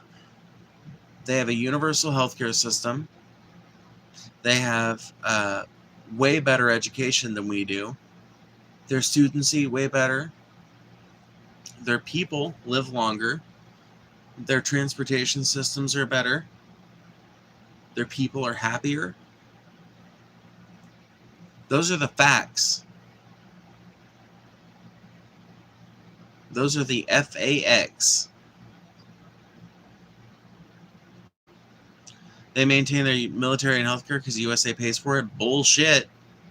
They maintain it because they are profitable fucking economies on their own. This idea that the U.S. is subsidizing the like Europe's and the Nordic countries' ability to have socialized healthcare and all this shit is fucking bogus.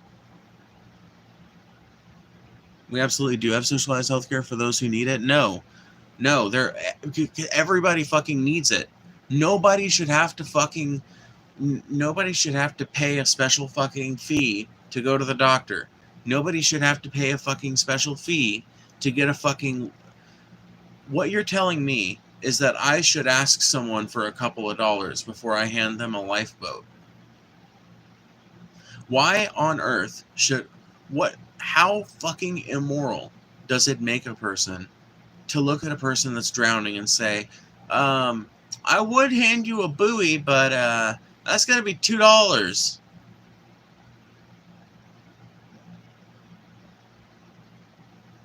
Everyone needs food. Does that mean McDonald's should be free? Unironically, yes. Yes. Decommodify human needs. Yeah. Yeah. I don't think rich people should be getting richer off the back of people's need to fucking eat. No, I don't think that's a good idea.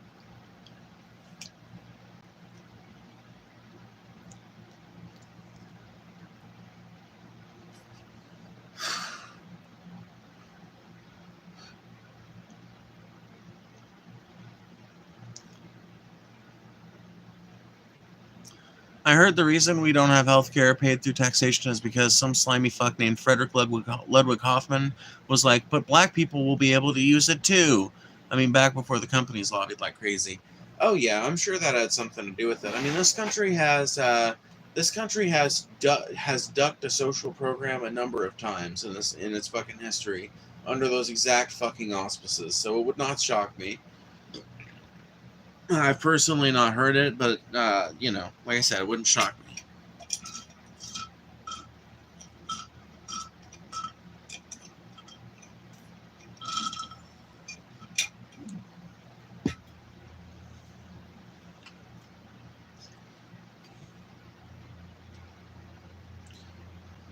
Oh, dude, Philip, you are going to have to learn how to argue with someone in good faith, my friend, because you are doing something despicable. You are doing something despicable right now.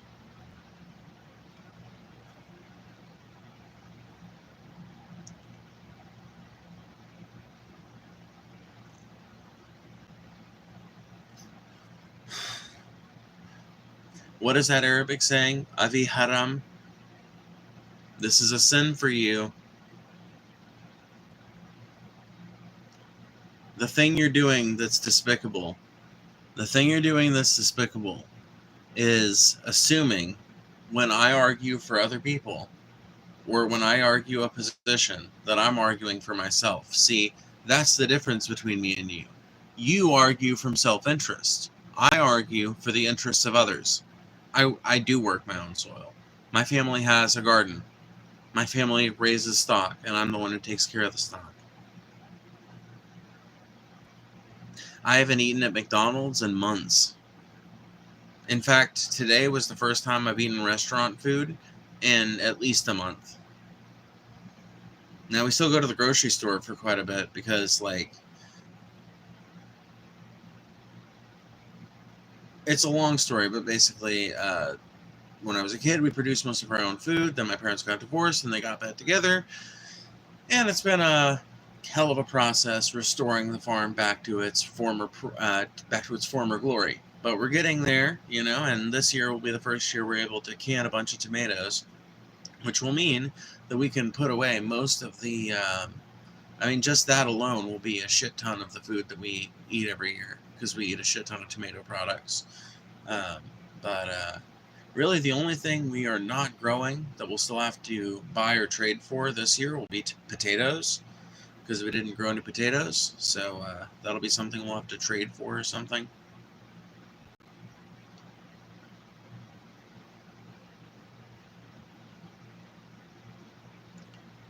I never once said you personally didn't do anything.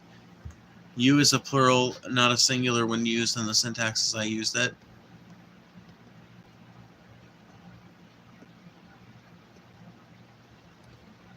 No, in the fucking syntax that you used it, in the context that you used it, which is the word you're actually looking for, man, I love fucking a fellow autistic that thinks they're smarter than everybody else, bro. You need to fucking take yourself down a notch, because you aren't even familiar enough with the fucking words that you're trying to use them properly. You are looking for the word context, not syntax. Anyway, the context you used it in, you is a personal pronoun referring to me. I wasn't born yesterday, and the few college credits I have are evenly divided between English composition and computer technology.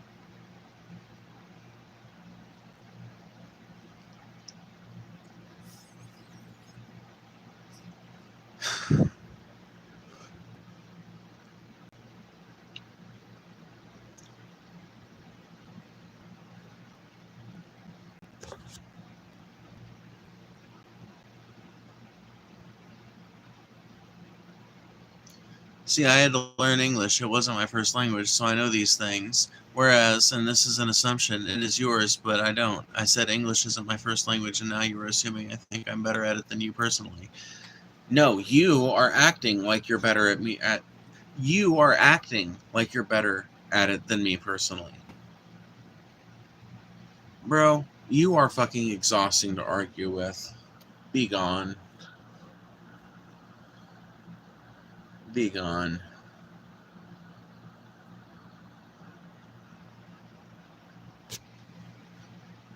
You are fucking frustrating to argue with. Literally so fucking tiring. I hate it when an argument just becomes, I said this. No, I didn't. I said it like this. This is what I actually said. Now it's just this fucking he said, she said, fucking bullshit. I'm sick of this he said, she said bullshit. Going back to the preservatives things, McDonald's is wild. Like, I remember being in school and seeing videos from people who kept their order from like the 80s and it hadn't changed at all. Oh my god. I know this much. For fucking like 5 years, I had the same exact McDonald's order. I wouldn't order shit else from them, because back in the day, I did eat quite a bit. Before my parents got back together and we started remaking the homestead, I ate quite a bit of fast food. And before anybody asks, I was fat long before that. I've been fat since I was like 14. And at that time, it was because I was just eating a bunch of like food that would have been healthy in moderation, food that was made well and all that, but food that's not exactly healthy in excess, but that you can definitely eat to excess without bursting your stomach open or anything like that. So, thus did I do.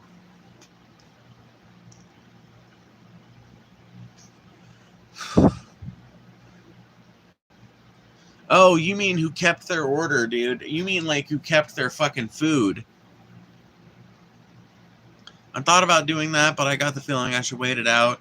Dude, I just got sick to death of the fucking argument. When it became, no, I said you like this. No, I'm not saying that. I'm saying this. It's just like, that is such a tiring fucking place. Now I understand why Paul got frustrated at me the couple of times I took it to that place.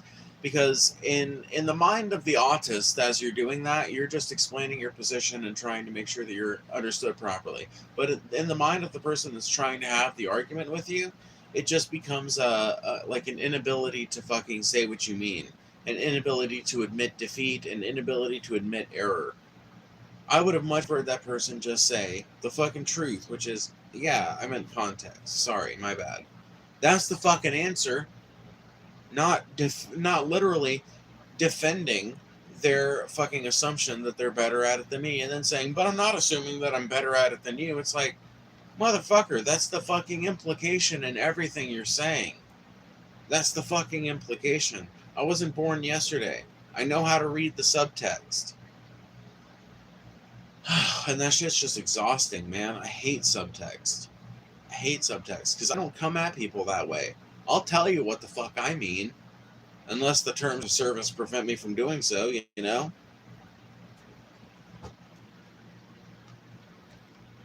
You know what that is, Phoebe? Empathy. Also, the fact that before he was wrong about almost everything. Yeah, I know. It's just fucking wild. It's fucking wild, dude. I don't know, man. I hate that we have to deal with that kind of fucking behavior. But it's definitely something that happens around here.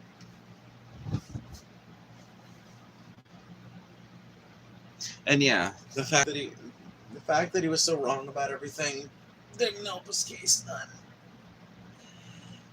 I mean, literally saying some of the most monstrous shit about homeless people. And people will literally just talk so much garbage about homeless people. It's a fucking choice.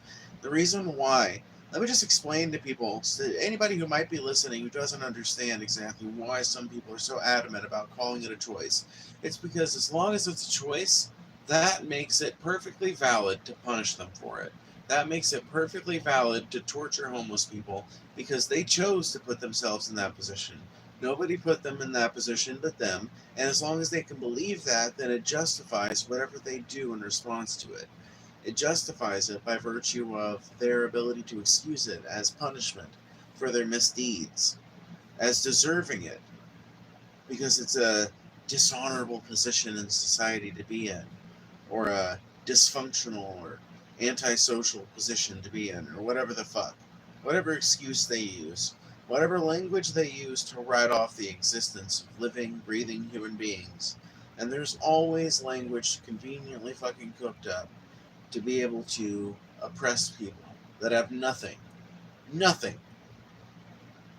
but the clothes on their back and the clothes in their pack and the tarp at the bottom. Maybe a dog if they're lucky.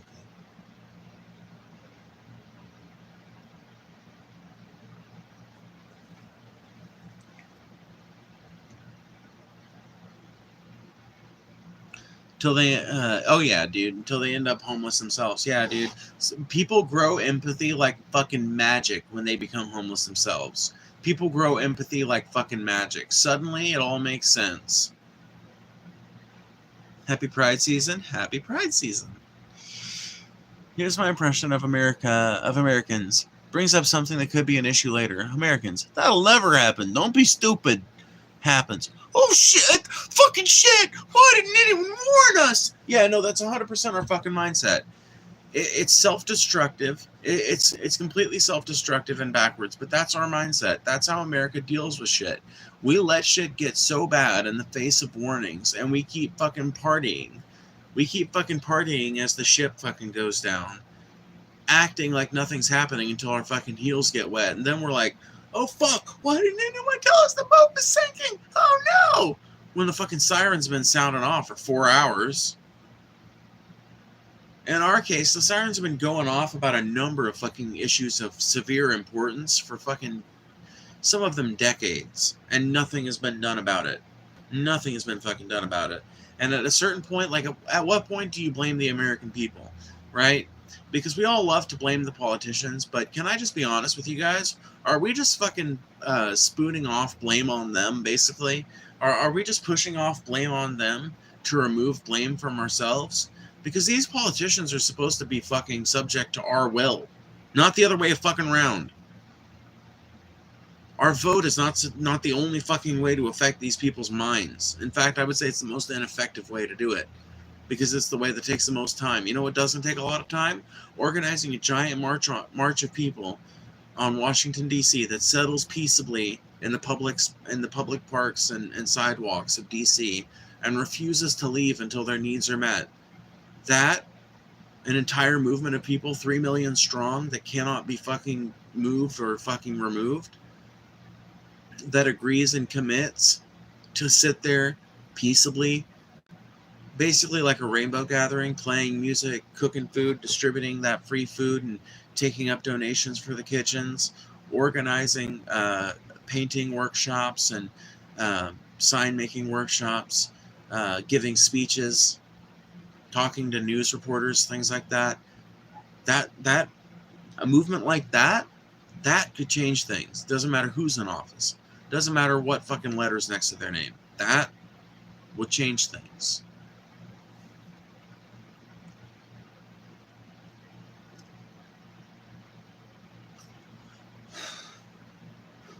If you didn't vote, you have no right to. Yeah, I 100% agree that they just need to shut the fuck up. It's an instant shutdown on conversation for me. It's like, bro, the high fucking level of value that you place on voting is unnecessary and undeserved. Undeserved being the more important of the two charges. It's like, it'd be one thing if it was just something that, well, we could really do without that. It's another thing if it's like, man, they're like the worst organization to have that kind of honor.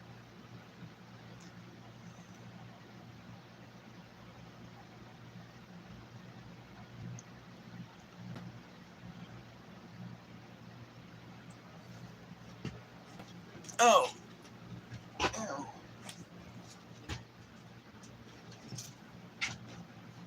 Like a rhinestone cowboy.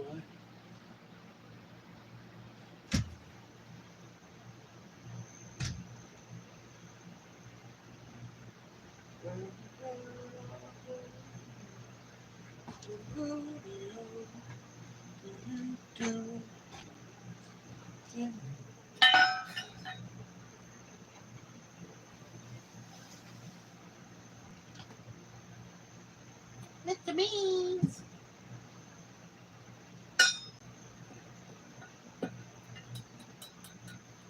Mr. Beans. Meow. Mr. Beans. Mr. Beans.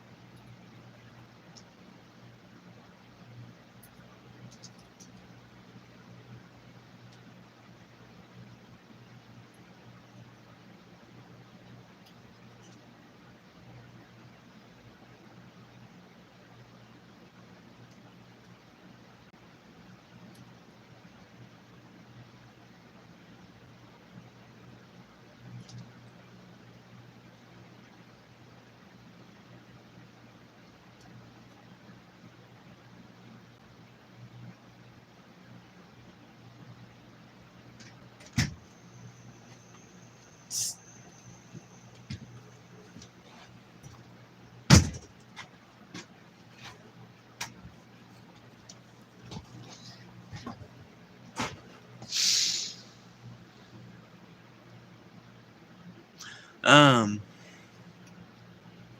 know why this is the case. Many, many, many years ago, humanity had just gotten out of the caves. It's Thag, and he's talking to the Rock King. Thag, we have no stuff.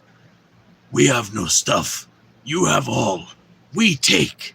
And Rock King is like, you could, but what if one day you become Rock King? And of course, Thag is blown the fuck away by this. Me never think it that way. Yeah, exactly. Exactly, dude. Fucking exactly. The temporarily embarrassed billionaire was a problem of the caveman and remains a problem to this day, bro. Remains a problem to this day. Leaders been getting away with all kinds of shit on the fucking dumbest ass basis on the planet. You'll love to see it.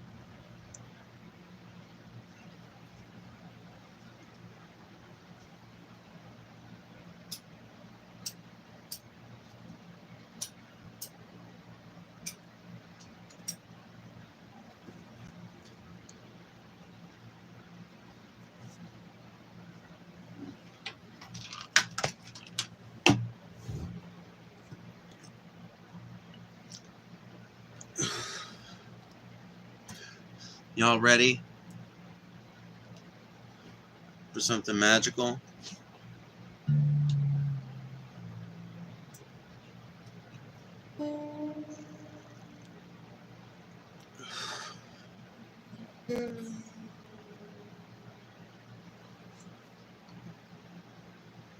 This sucks. I hope y'all know this part of the process sucks. This part where you're just passively unwinding the strings. Because I don't know what happened to my string winder.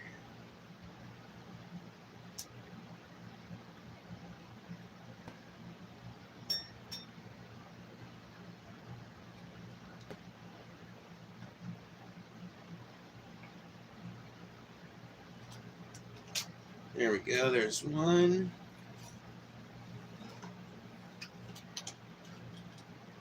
There's two.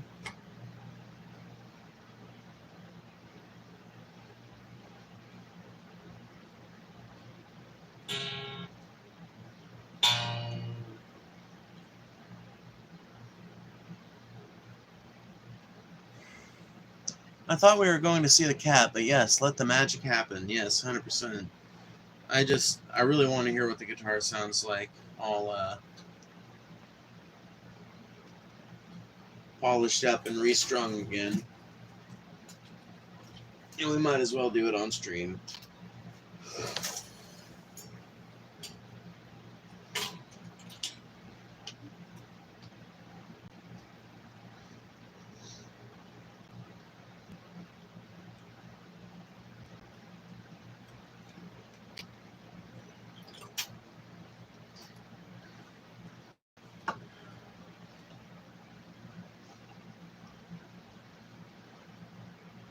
I don't trust people who don't like animals in general, but especially cats.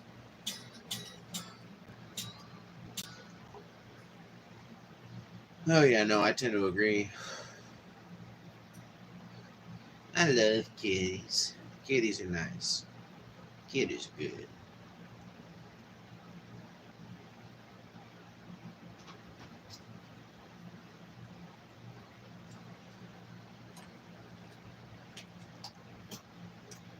There we go.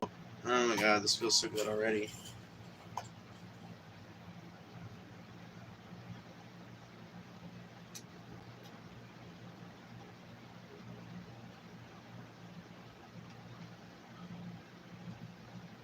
This feels so good already. I'm about to be putting new strings on this guitar. And it's going to sound so much better. It's going to sound actually in tune for the first time since forever.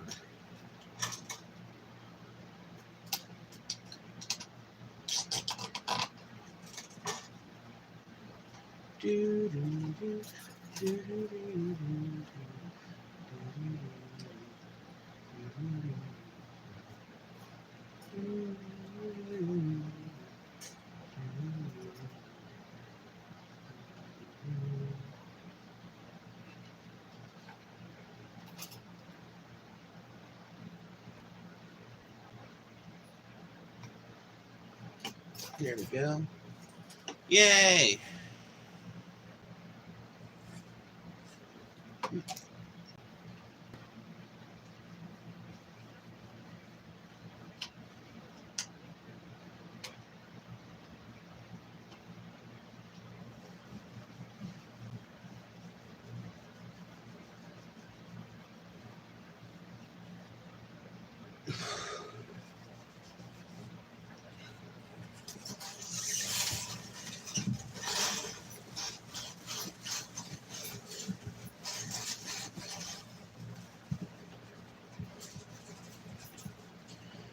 There we go.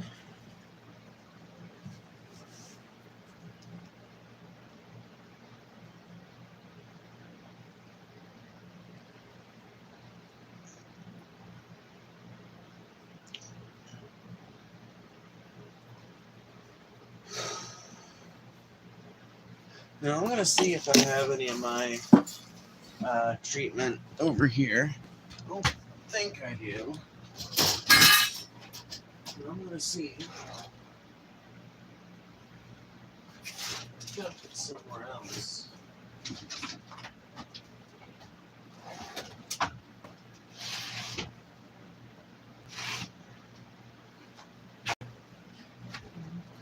Is this stuff? Let me see here. Because maybe I put it.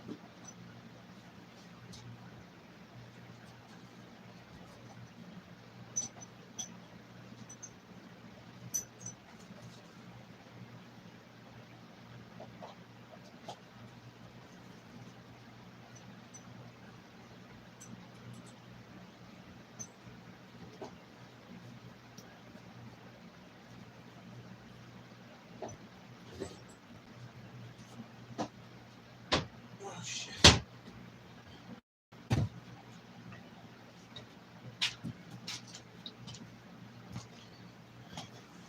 Well,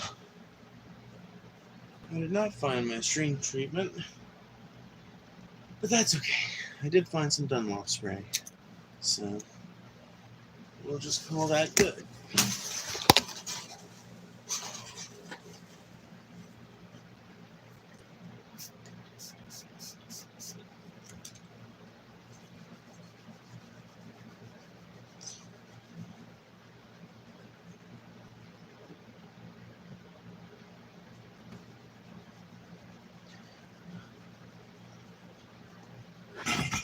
No!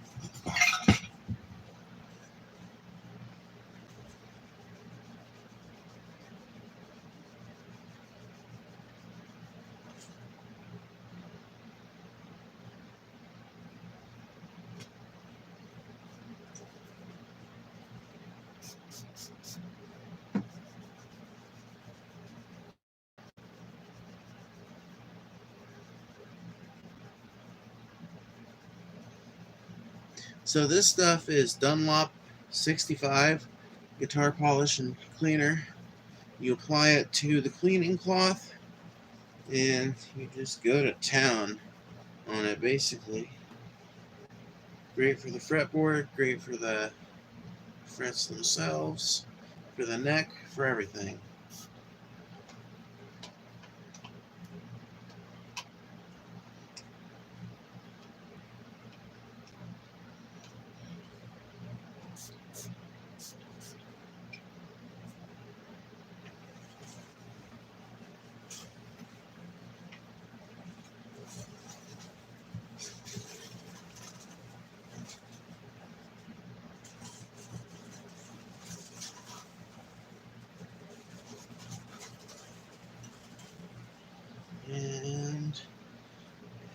as you start to get done polishing it, you'll start to see that beautiful shine pop out.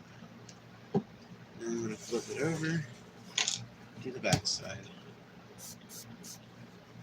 Now, because this is a cheap guitar, I'm just spraying it directly on this because it's my guitar and it's very cheaply made, which means it's actually pretty durable to abuse. It's fun. Like, you know, certain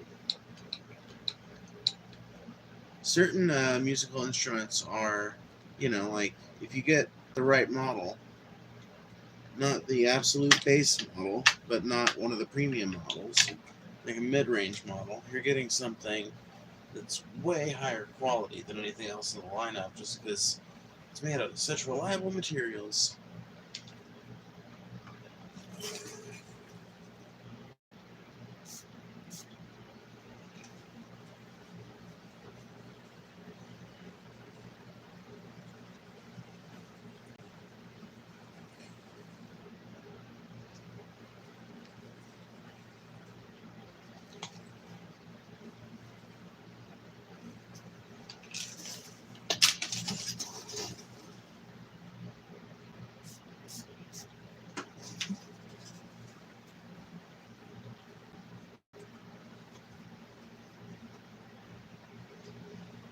Alrighty.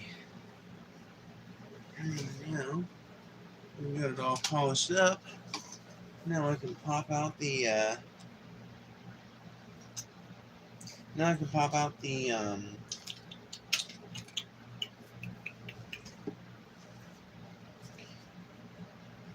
the bridge pegs. Little pegs that hold the strings in. I seem to have lost the cap to my bottle. Oh well. Oh well, what are you gonna do? Anyway. Now, some people replace the bridge pins every single time they restring. I'm too poor to do that, so I don't. But I do stick a light up in here.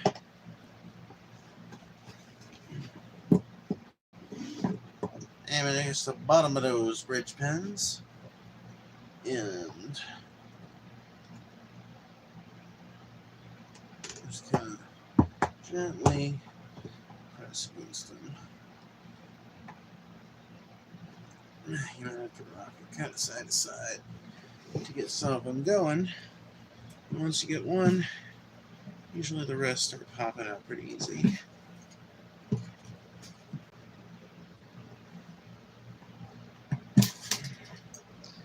And if you're trying to reuse the bridge pins, pushing them up from the bottom is a way better way than just pulling them from the top. I'll go back in with the lighter because there's this one's really stubborn. There we go. There we go. Once again, if you're trying to reuse bridge pins, I personally recommend going from the bottom.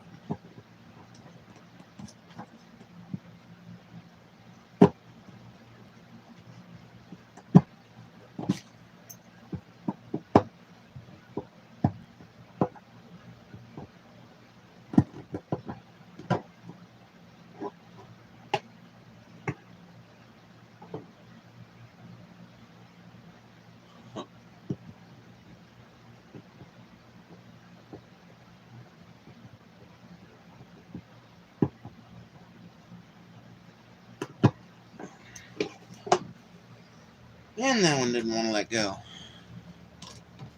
Still really doesn't want to let go.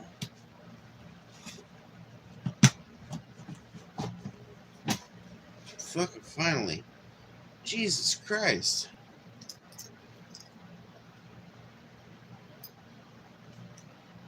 Hey. Finally, though. Yeah, get in there nice and deep, like, you dirty bastard, Glitch Dash. You dirty fuck. Whatever, I guess I can't fault you. That is funny. But you dirty fuck. You dirty, dirty boy. Anyway.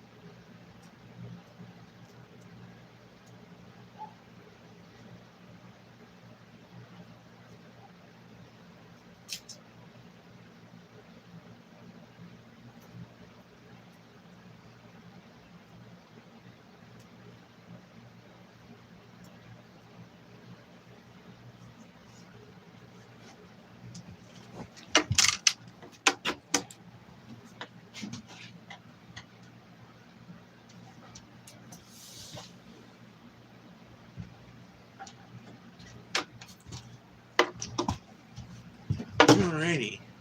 Now we are ready for the strings.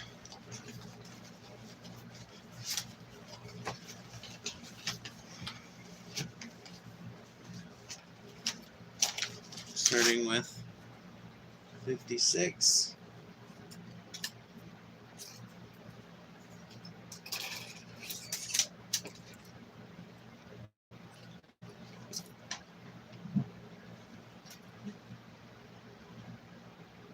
Yeah. So I like to get all of them attached before I do anything. I don't know if that's exactly standard, but I like to make sure all the strings are nice and snug in there with their pens before I do anything. Just to make sure that when I tighten things up,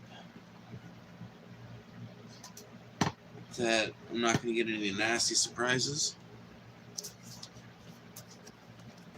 So I'm going to go through and pick out every single one of these strings and place them in their peg holes. Ha! Peg holes. Okay, so we're going to put them in here. Usually, you can tell that it's clear at the bottom of the peg just by pulling on it, and you can pull on the string and the peg doesn't move. But it's good to check, and that's why I install all the strings before I do anything else.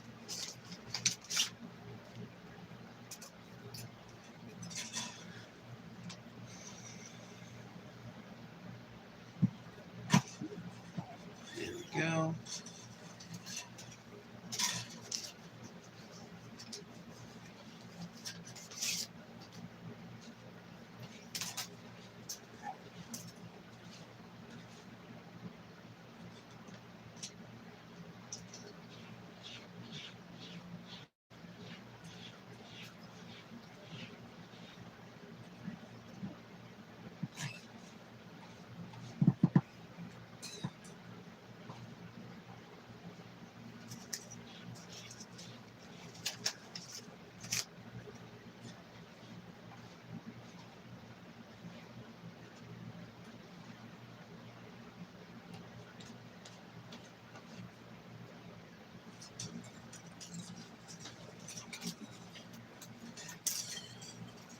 Only 2 more strings remaining.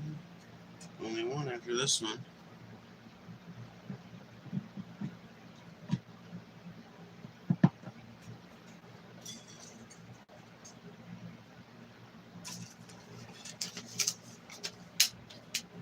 Alrighty.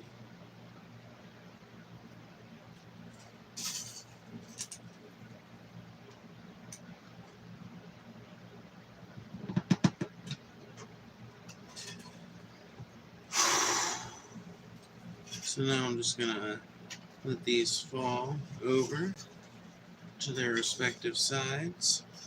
These are already in their respective sides, so I'll just start with the E string, I suppose.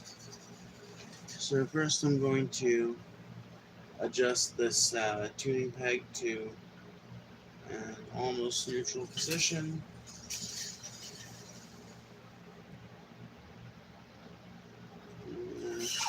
Slip that through, and I'm not going to make it quite tense, but I'm gonna make it too loose.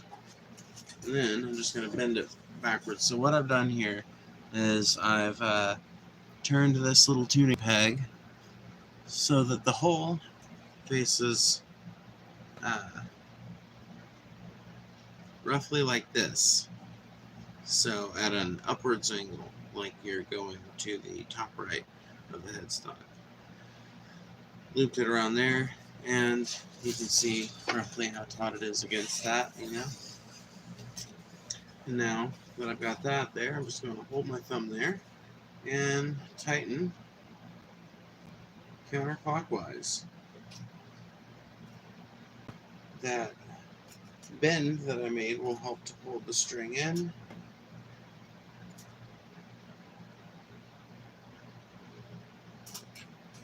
And you might be afraid that that's not going to be enough winding, but trust me, by the time you've done all the winding that it's going to need, it will certainly have been enough winding. Yep, it's already looping around and it's barely got any tension on it. Just barely got any tension.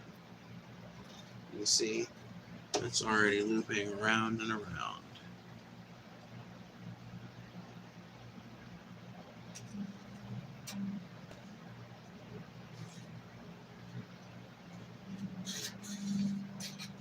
Alrighty, so now we'll do the string. And again, we're looking for a relatively almost neutral position. And this one just kind of magically landed there, so we're going to do that there. We'll leave this one with a little more slack on it, so that way it's got ample winding material. But we're just doing the same thing up here.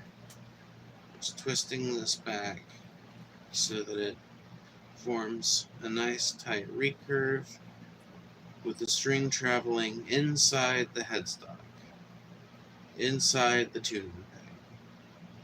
Inside the headstock, meaning that the string comes off the tuning peg facing the interior part of the headstock. Pretty simple.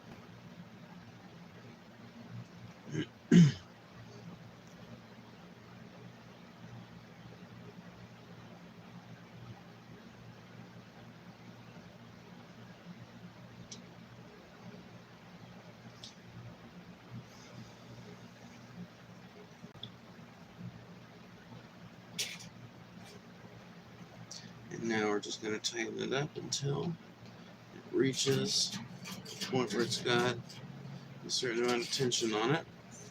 We're looking for it to just barely be holding there and barely making sound.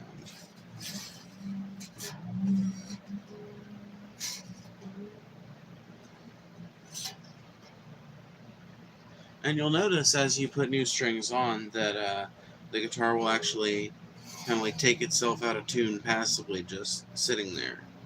That's because it's actually stretching, so you have to give it time to stretch.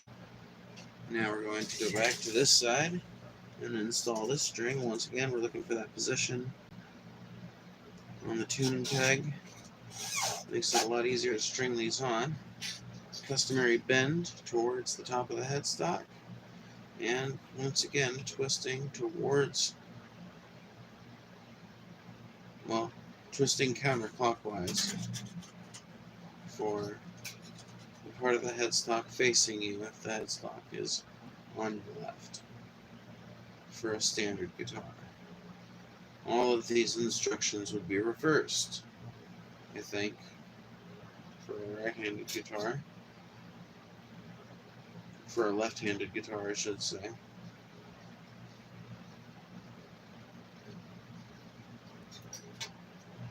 Sometimes the safest thing you can do is to tighten up the string yourself on the tuning peg. But if you do that, you've got to maintain pressure on that son of a bitch until you've got it sufficiently wound that the pressure of the string itself takes over, which can be pretty annoying. Like that. That was pretty annoying.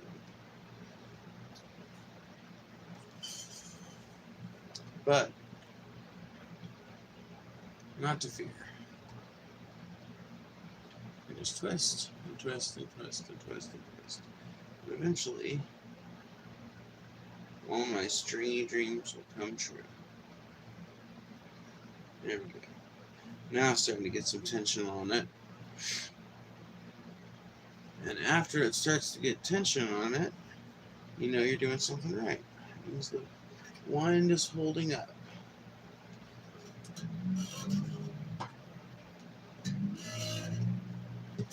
Always make sure your tuning pegs are still remaining seated while you're doing this, by the way.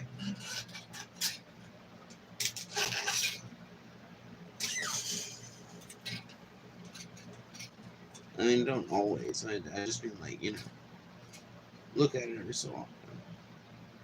Alrighty. Now we're gonna... Actually, no, I'm not gonna do this side. I'm actually gonna do this side next. And this side, you have to be careful with, because it is a very thin strand. These both are. Very thin strand of guitar wire. So, be careful with them, because they can break easier.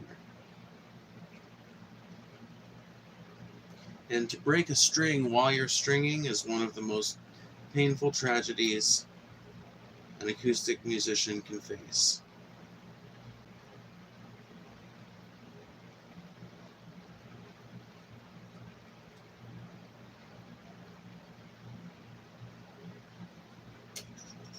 See, I gave this particular strand way too much slack.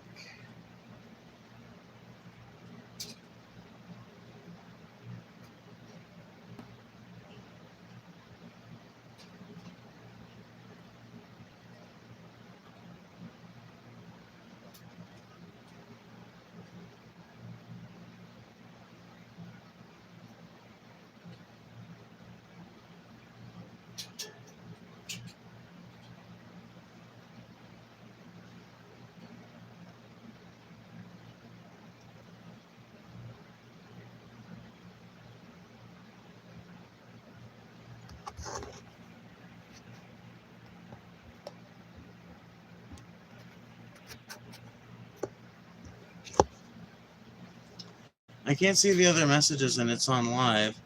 I only see what Glitch Dash posted about Nice and Deep and the messages about my story I posted. Let me refresh. I mean, it could be that nobody's saying anything. I mean, the chat's been kind of dead for a while, but it makes sense because my ass has not been that entertaining with this guitar shit. It's taking me longer than it normally does, though. So now I have my string winder.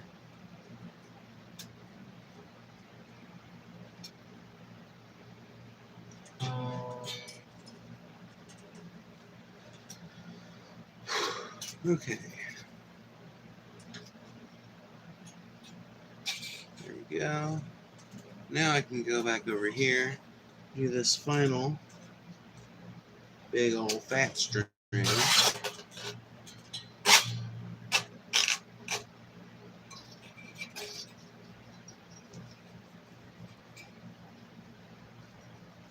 And once again, I'm going to rotate counterclockwise to tighten this thing up. Do-do-do-do, do-do-do-do, do-do-do-do, do-do-do. Let's see here.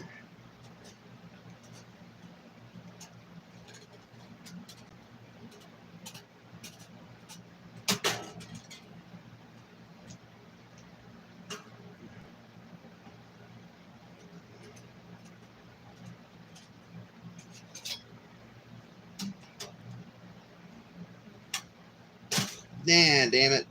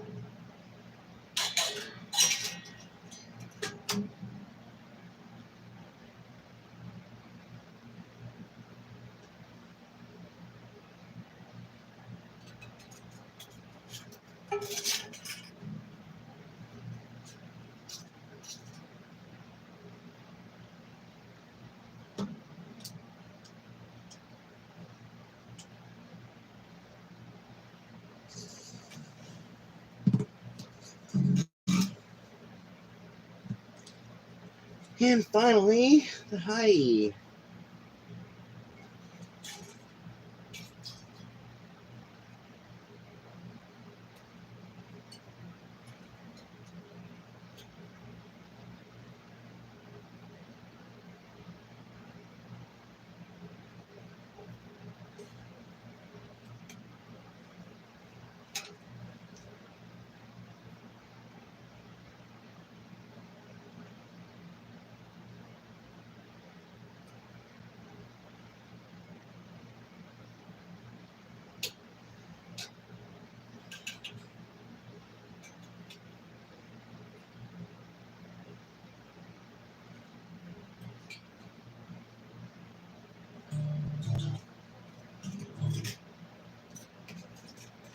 And now begins the tuning process.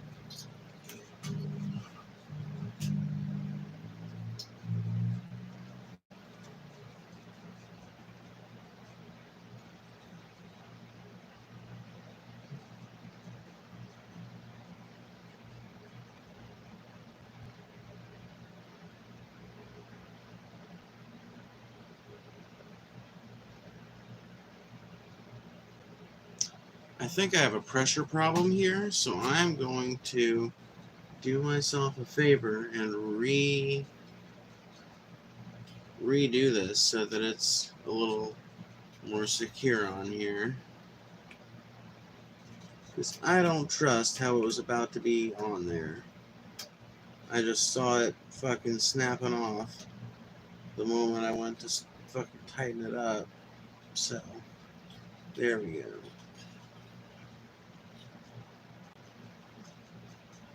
Much better. Much better. One fucking string, you don't want snapping off, it's that one.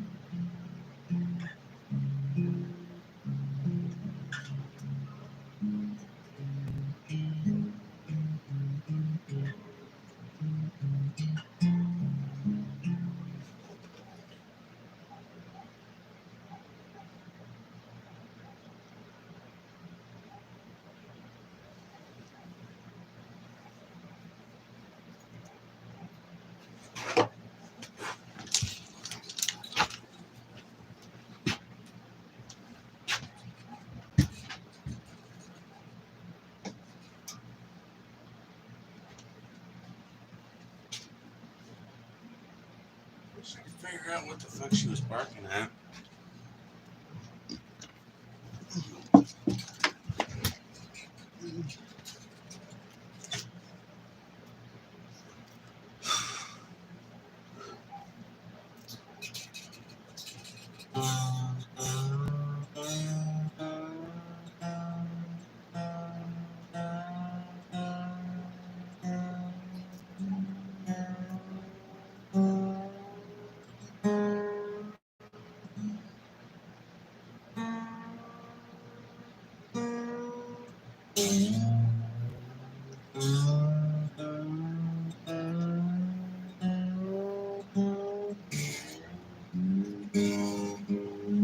Have I written any songs that I've been practicing?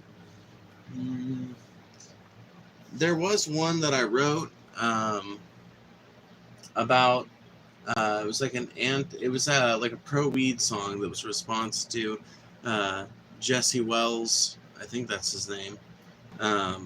Anti weed song, and I need to practice it some more.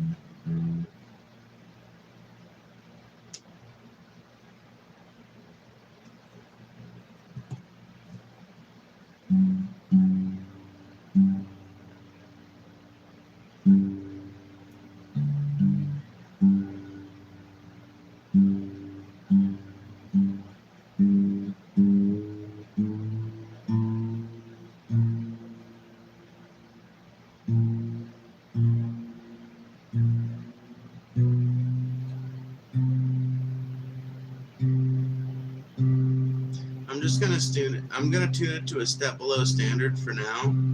Give the strings time to stretch.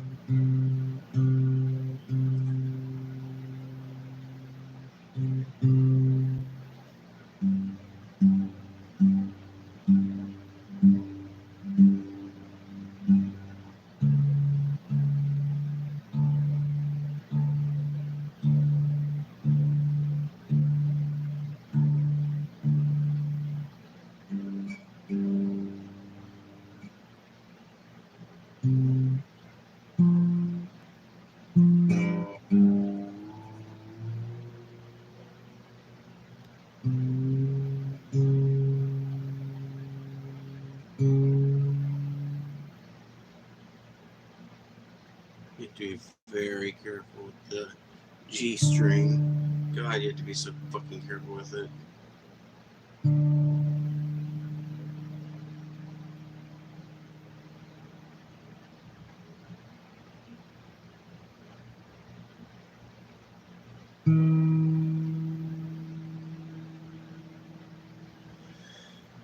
I'm legitimately afraid to tune it any higher. Oh my god, I hate this fucking part.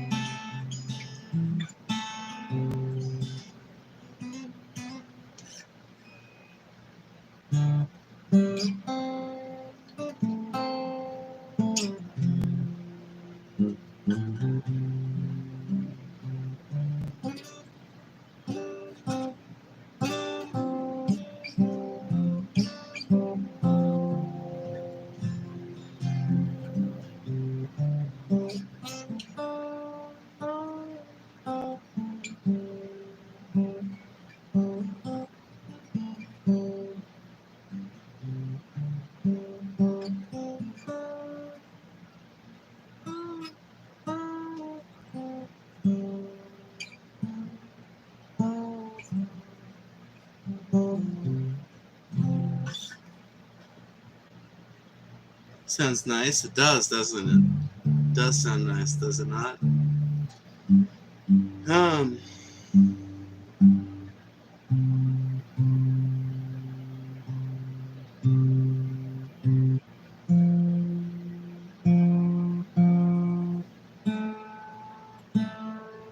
But Ignar, you would have loved to hear my thoughts on folk music. I don't know if I was talking about it earlier.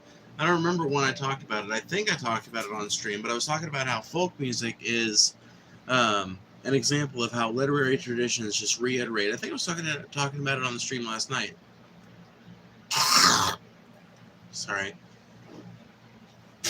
About how folk music is just an example of humanity reiterating on itself endlessly.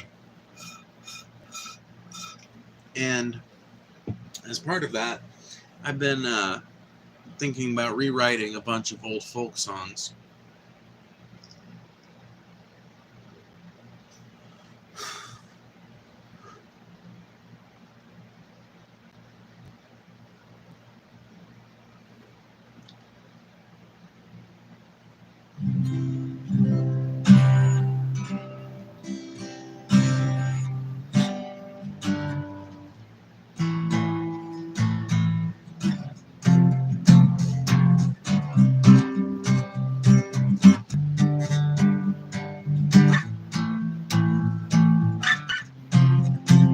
Well, we're kids building models of a world that we might want to live in. We're sorting feelings in our stomachs. Is it liberation or starvation? But have we made it anywhere at all if the dishes are never done? Whatever, I forgot the chords. It's okay. See what it sounds like if I capo it up to standard.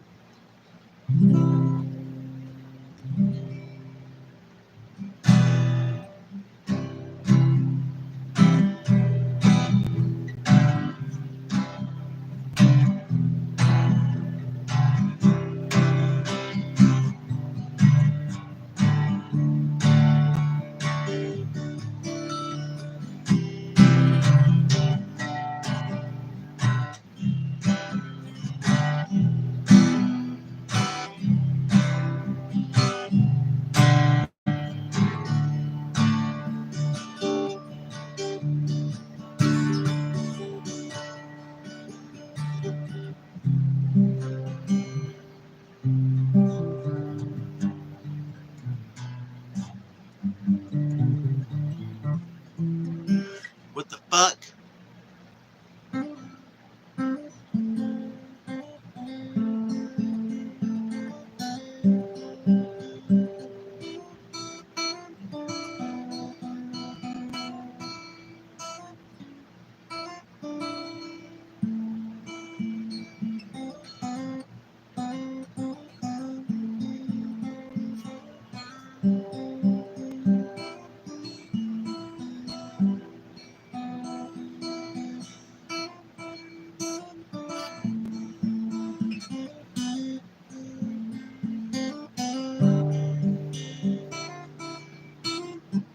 Fuck me. Whatever.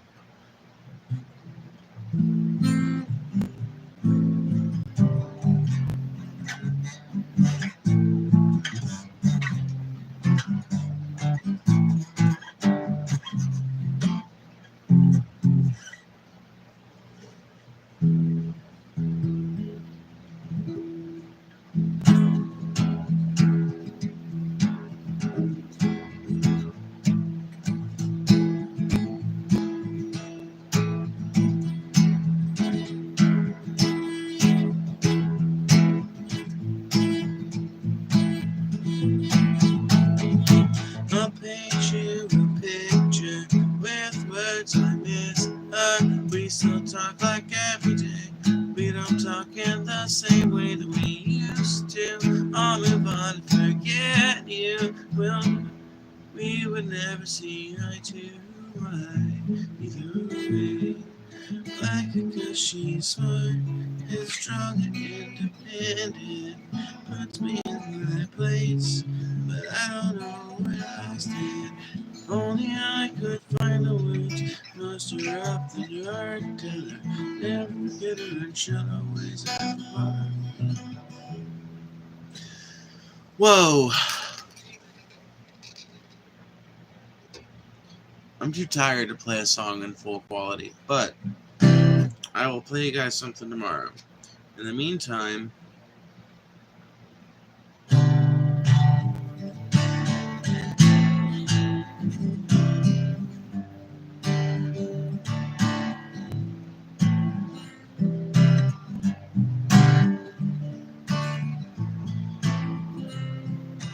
closing time. Turn all of the lights on over every boy and every girl. Closing time. Open all the doors and let you out into the world. Closing time. This room won't be open till your brothers or your sisters come. Closing time. You don't have to go, but you can't stay here. Yeah, I know who I want to take me home. I know who I want to take me home. I know who I want to take me home. Take me home. Oh.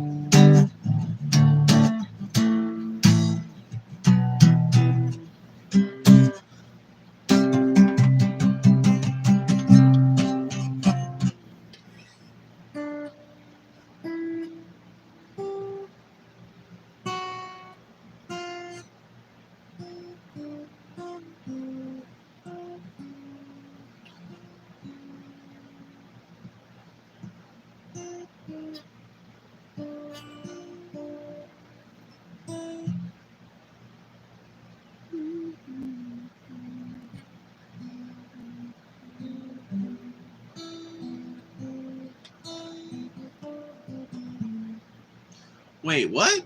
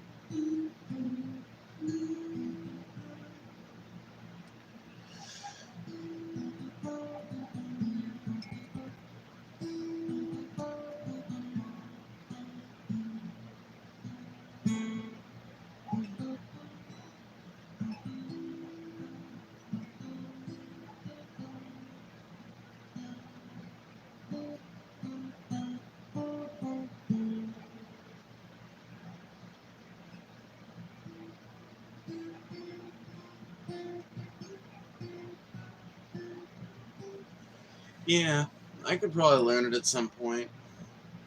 Alrighty. I'm gonna go ahead and get off here for tonight. I'm super fucking tired.